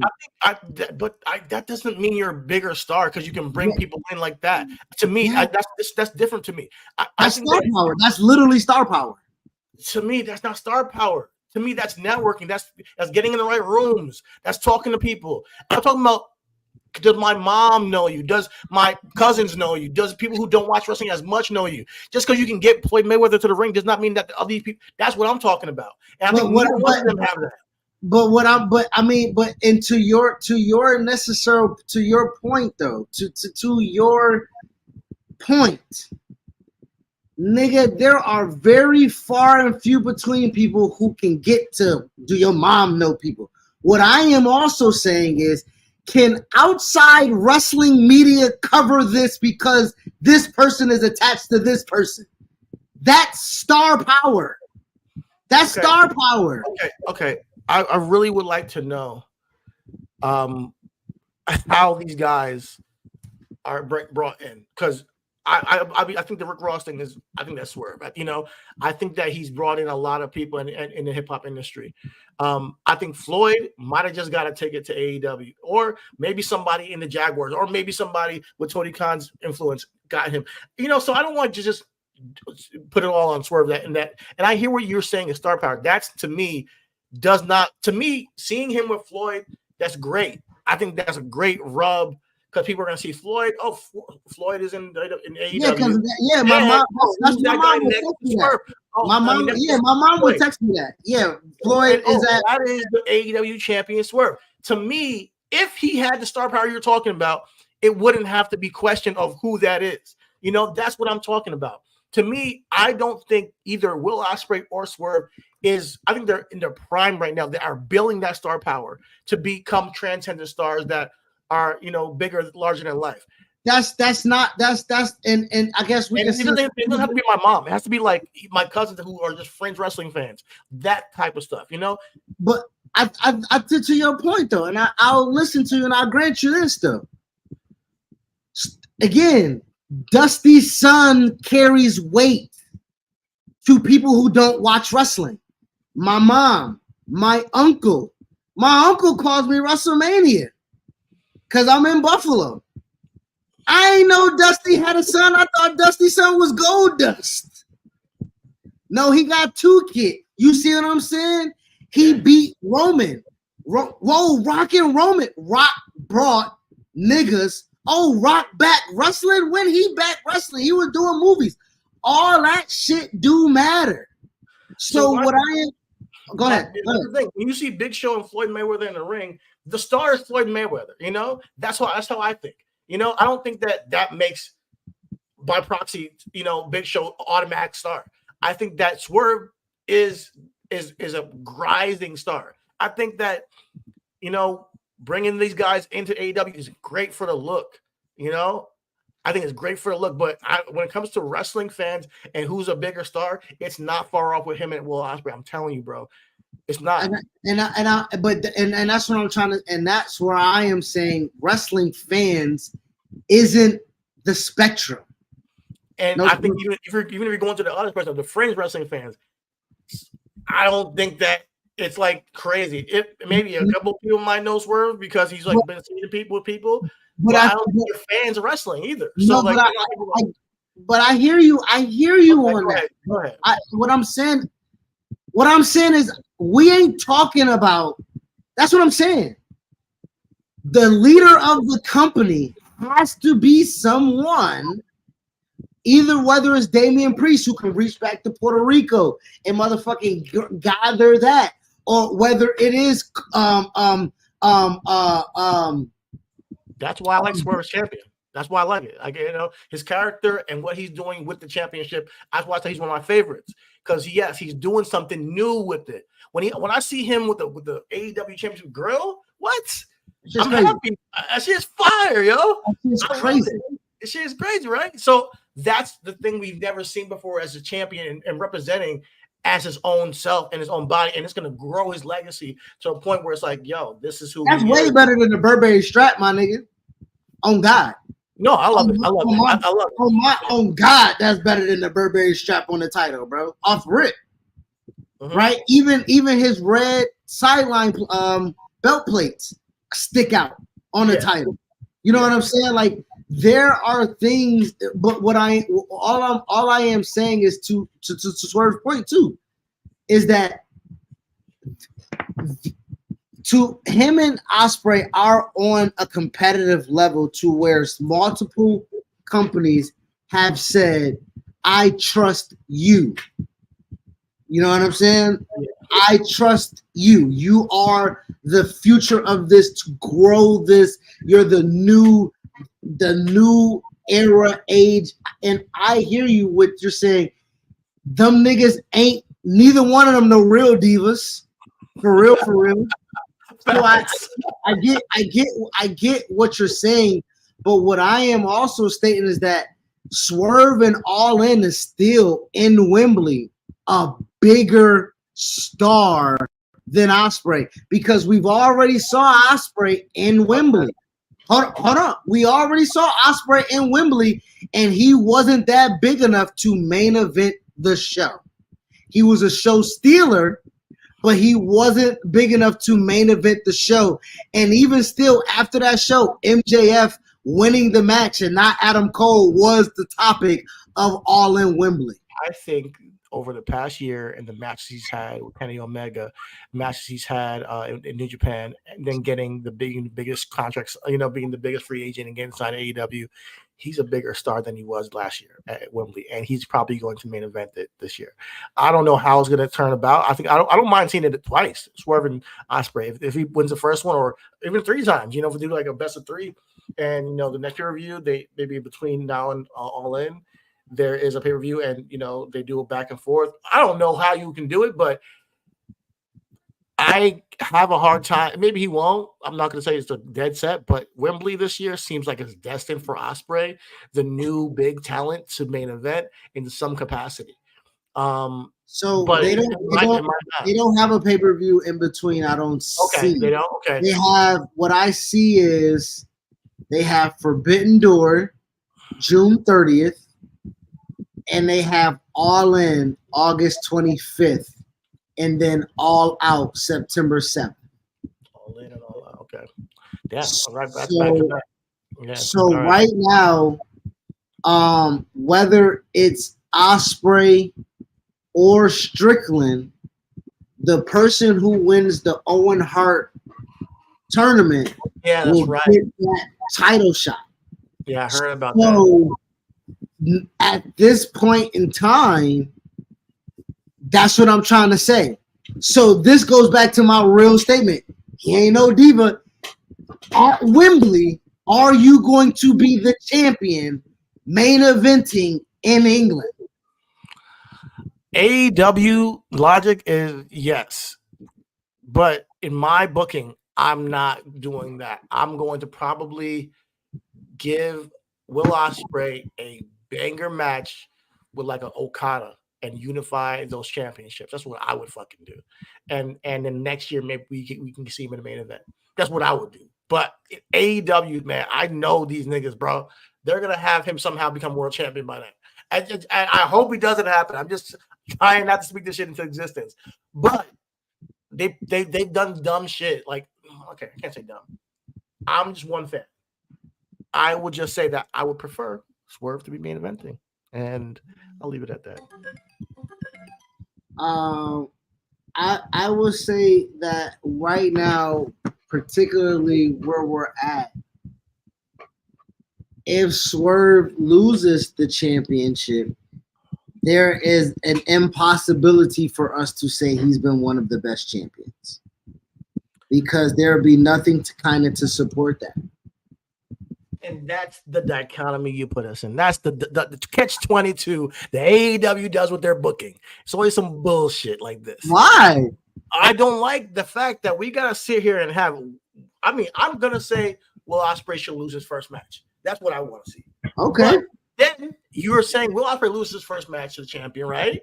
And going into Wembley, what is the match for him? Like, going into the next big pay-per-view in his hometown, that should be the angle. Oh, he never lost a match, and going into his hometown, he's not going to lose there. No, we're not going to have that. if that's the case. Or you have Swerve fucking lose, quick catch 22. He loses the championship. His reign is cut short because of some bullshit. And now, or can Chris be right? How do we? He ain't no.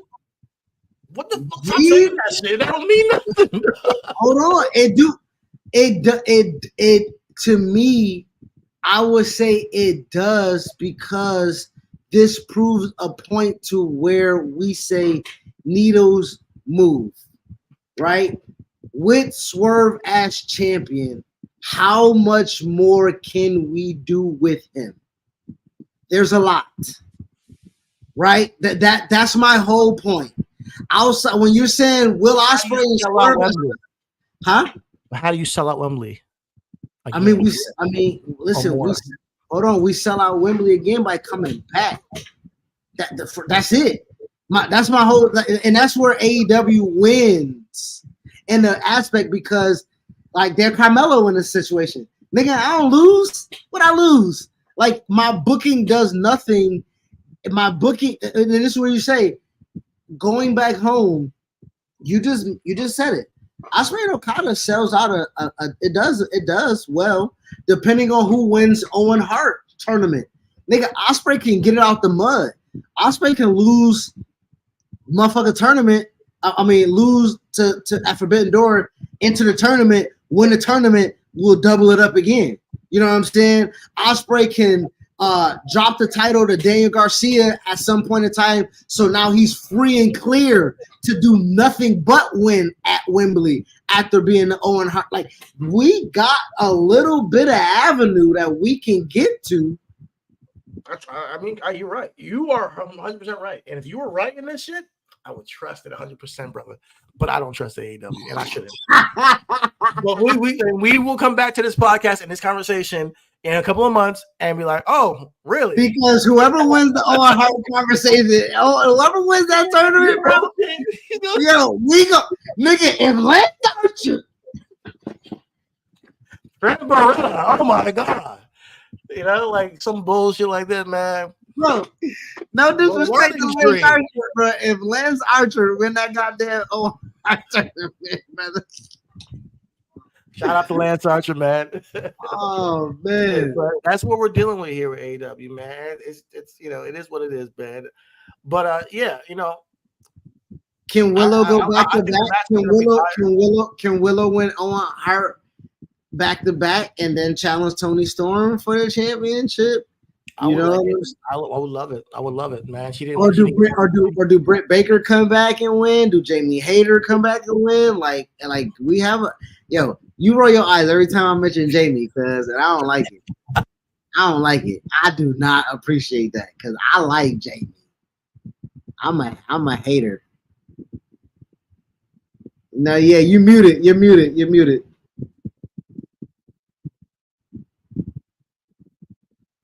Still muted. I'm good. But yeah, man, it's okay. I mean, I'm giving Willow the tournament. Honestly, Willow to me, outside of Toni Storm, Mercedes Moné, is the biggest potential star they got. I think they botched Saraya. They could have had her as a huge star.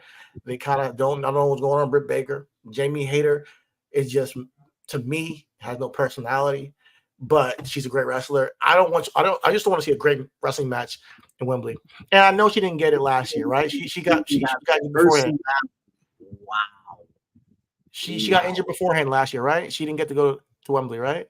That is correct, though. So I can see her winning and returning and winning it. That's a possibility. But I ain't a hater. I just think that she ain't it. Like, she ain't bro, how you say she ain't got no personality is crazy. That's crazy. Jamie Hayter has no personality compared to the rest of the women's division. I think it's her entire title run showed it. She just was a good wrestler. I'm sorry. Yeah, they could have capitalized, maybe had Britt Baker versus Jamie Hayter, and they didn't do that either. So there's a lot of missed opportunities there, but that's just my opinion. Yeah, man. I would say that, unfortunately, there isn't a situation where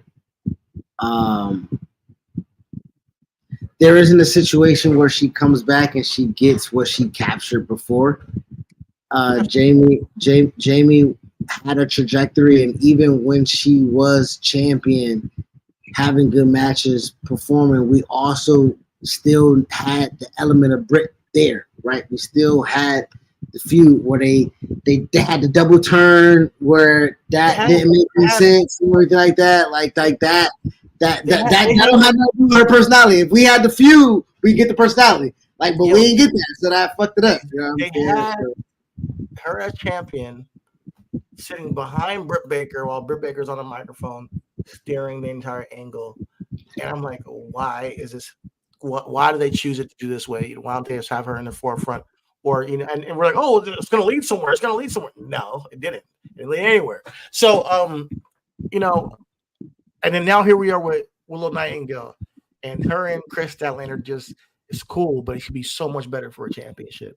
They both deserve that opportunity against each other. I think that's what I want to see. But either if they do that fight and they win in blood feud, then what? Like Willow by the end of this year should have either one of those championships again, like the TBS championship or the women's championship, AEW women's champion, because she is like the fans want to cheer her so bad right now. So I just see missed opportunities with some of the roster, kind of like, I don't want to get into old shit, but I just hope that they can rehabilitate her, because I don't think that they did her favors at Double or Nothing, and she's great. So we'll see. No, I don't think they did her any favors. She is great, but also I do feel like AEW has had rehabilitation stories. They've had failures and they've had successes, just like other companies, right? True. You know what I'm saying? Like Swerve was a great rehabilitation. Wardlow at one point in time was, then it wasn't. You know what I'm saying? Tony Storm was a good rehabilitation story, which it is. Rehabilitation. We haven't really been rehabilitated. It was just a freaking failure to launch. No, a rehabilitation to me is a joke back of like you breathing again. Like, you know what I'm saying? Wardlow was dead. And where is he now? He's still breathing. No, he breathing now. No, he breathing now. He breathing now. He's in the same grave he wasn't before, behind some other niggas and a group, But here's the thing. They can, I mean, depending on where they go with the whole MJF thing, they can probably do something with him. But I want to get off of AEW for a moment and talk about Becky Lynch. Becky Lynch has officially become a free agent.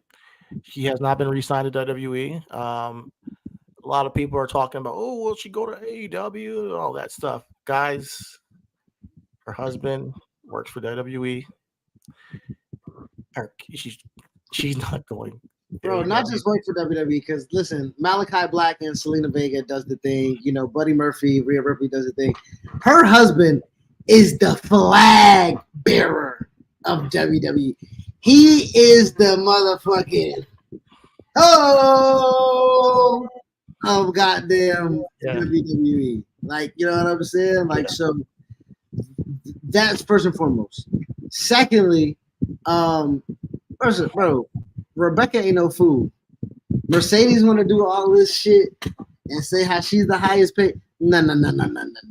Nick Khan, brother. There you go. Nick Khan, brother. You got money, brother. Like, ain't no way the competitor is going to have the highest paid perform. It's just like basketball, right? No, I was going to say another sports analogy, basketball or football. I'm a Jets fan. Sauce Gardner, no matter what, will be the highest paid cornerback at some point. And that's just how it is. It's going to go up.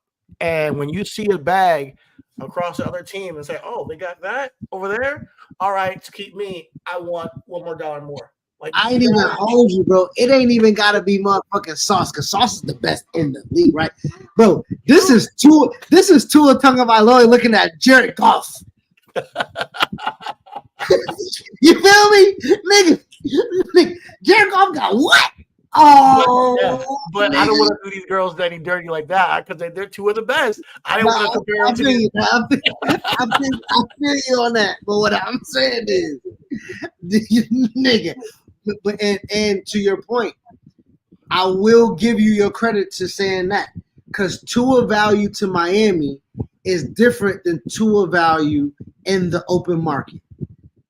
Becky Lynch value to WWE is kind of on par, but I think there's only one company that can give her the money, which is AEW.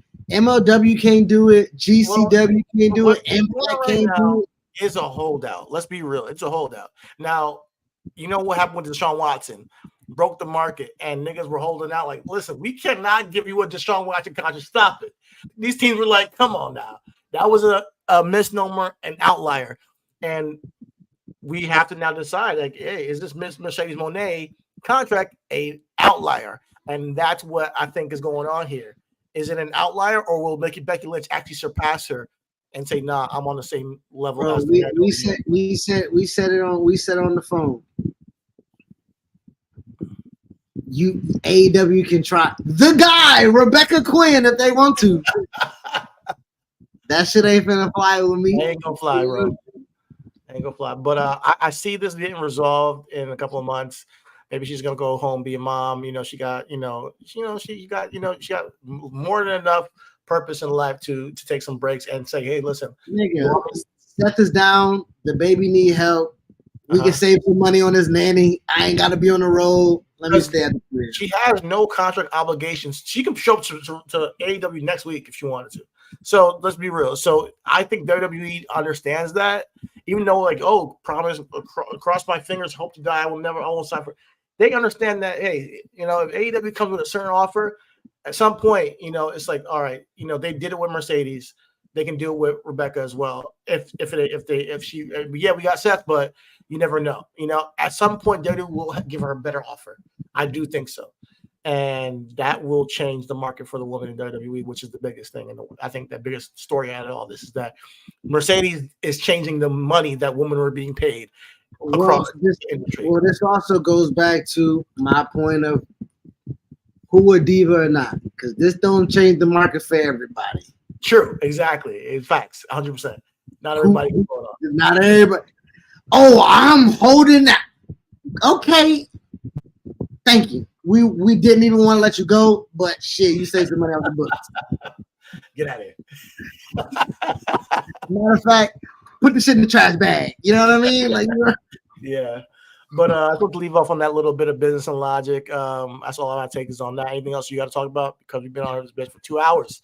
Crazy. Nah, man. Nah, it's crazy. Yeah, man. No, I ain't really got much else to say. I think WWE and AEW, they both have their things that they can work on. They both have situations where I feel like they are doing really good stuff.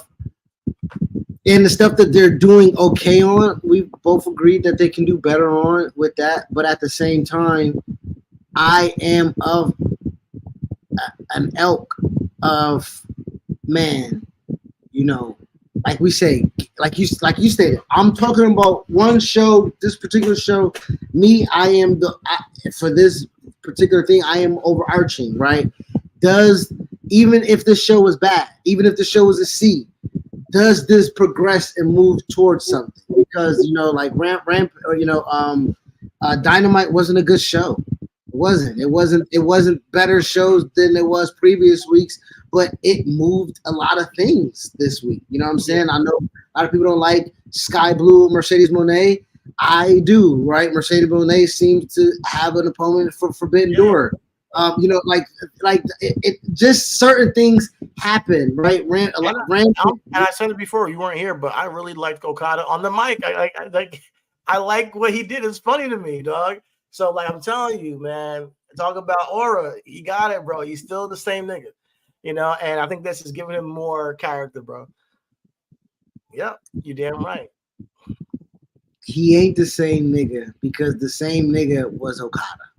This nigga is He's just a heel, man. no. He's a member of the Elite. Let's get up out of here, man. Let's get up out of here. All love. Everything is wrestling. We'll be back. This Okada. Oh, here. Nah, you hating though. What up, bitch? Oh, listen. By the way, this guy over here in Madden, he's on my heels, in the division. But I got something for him. There's a mercenary on the loose.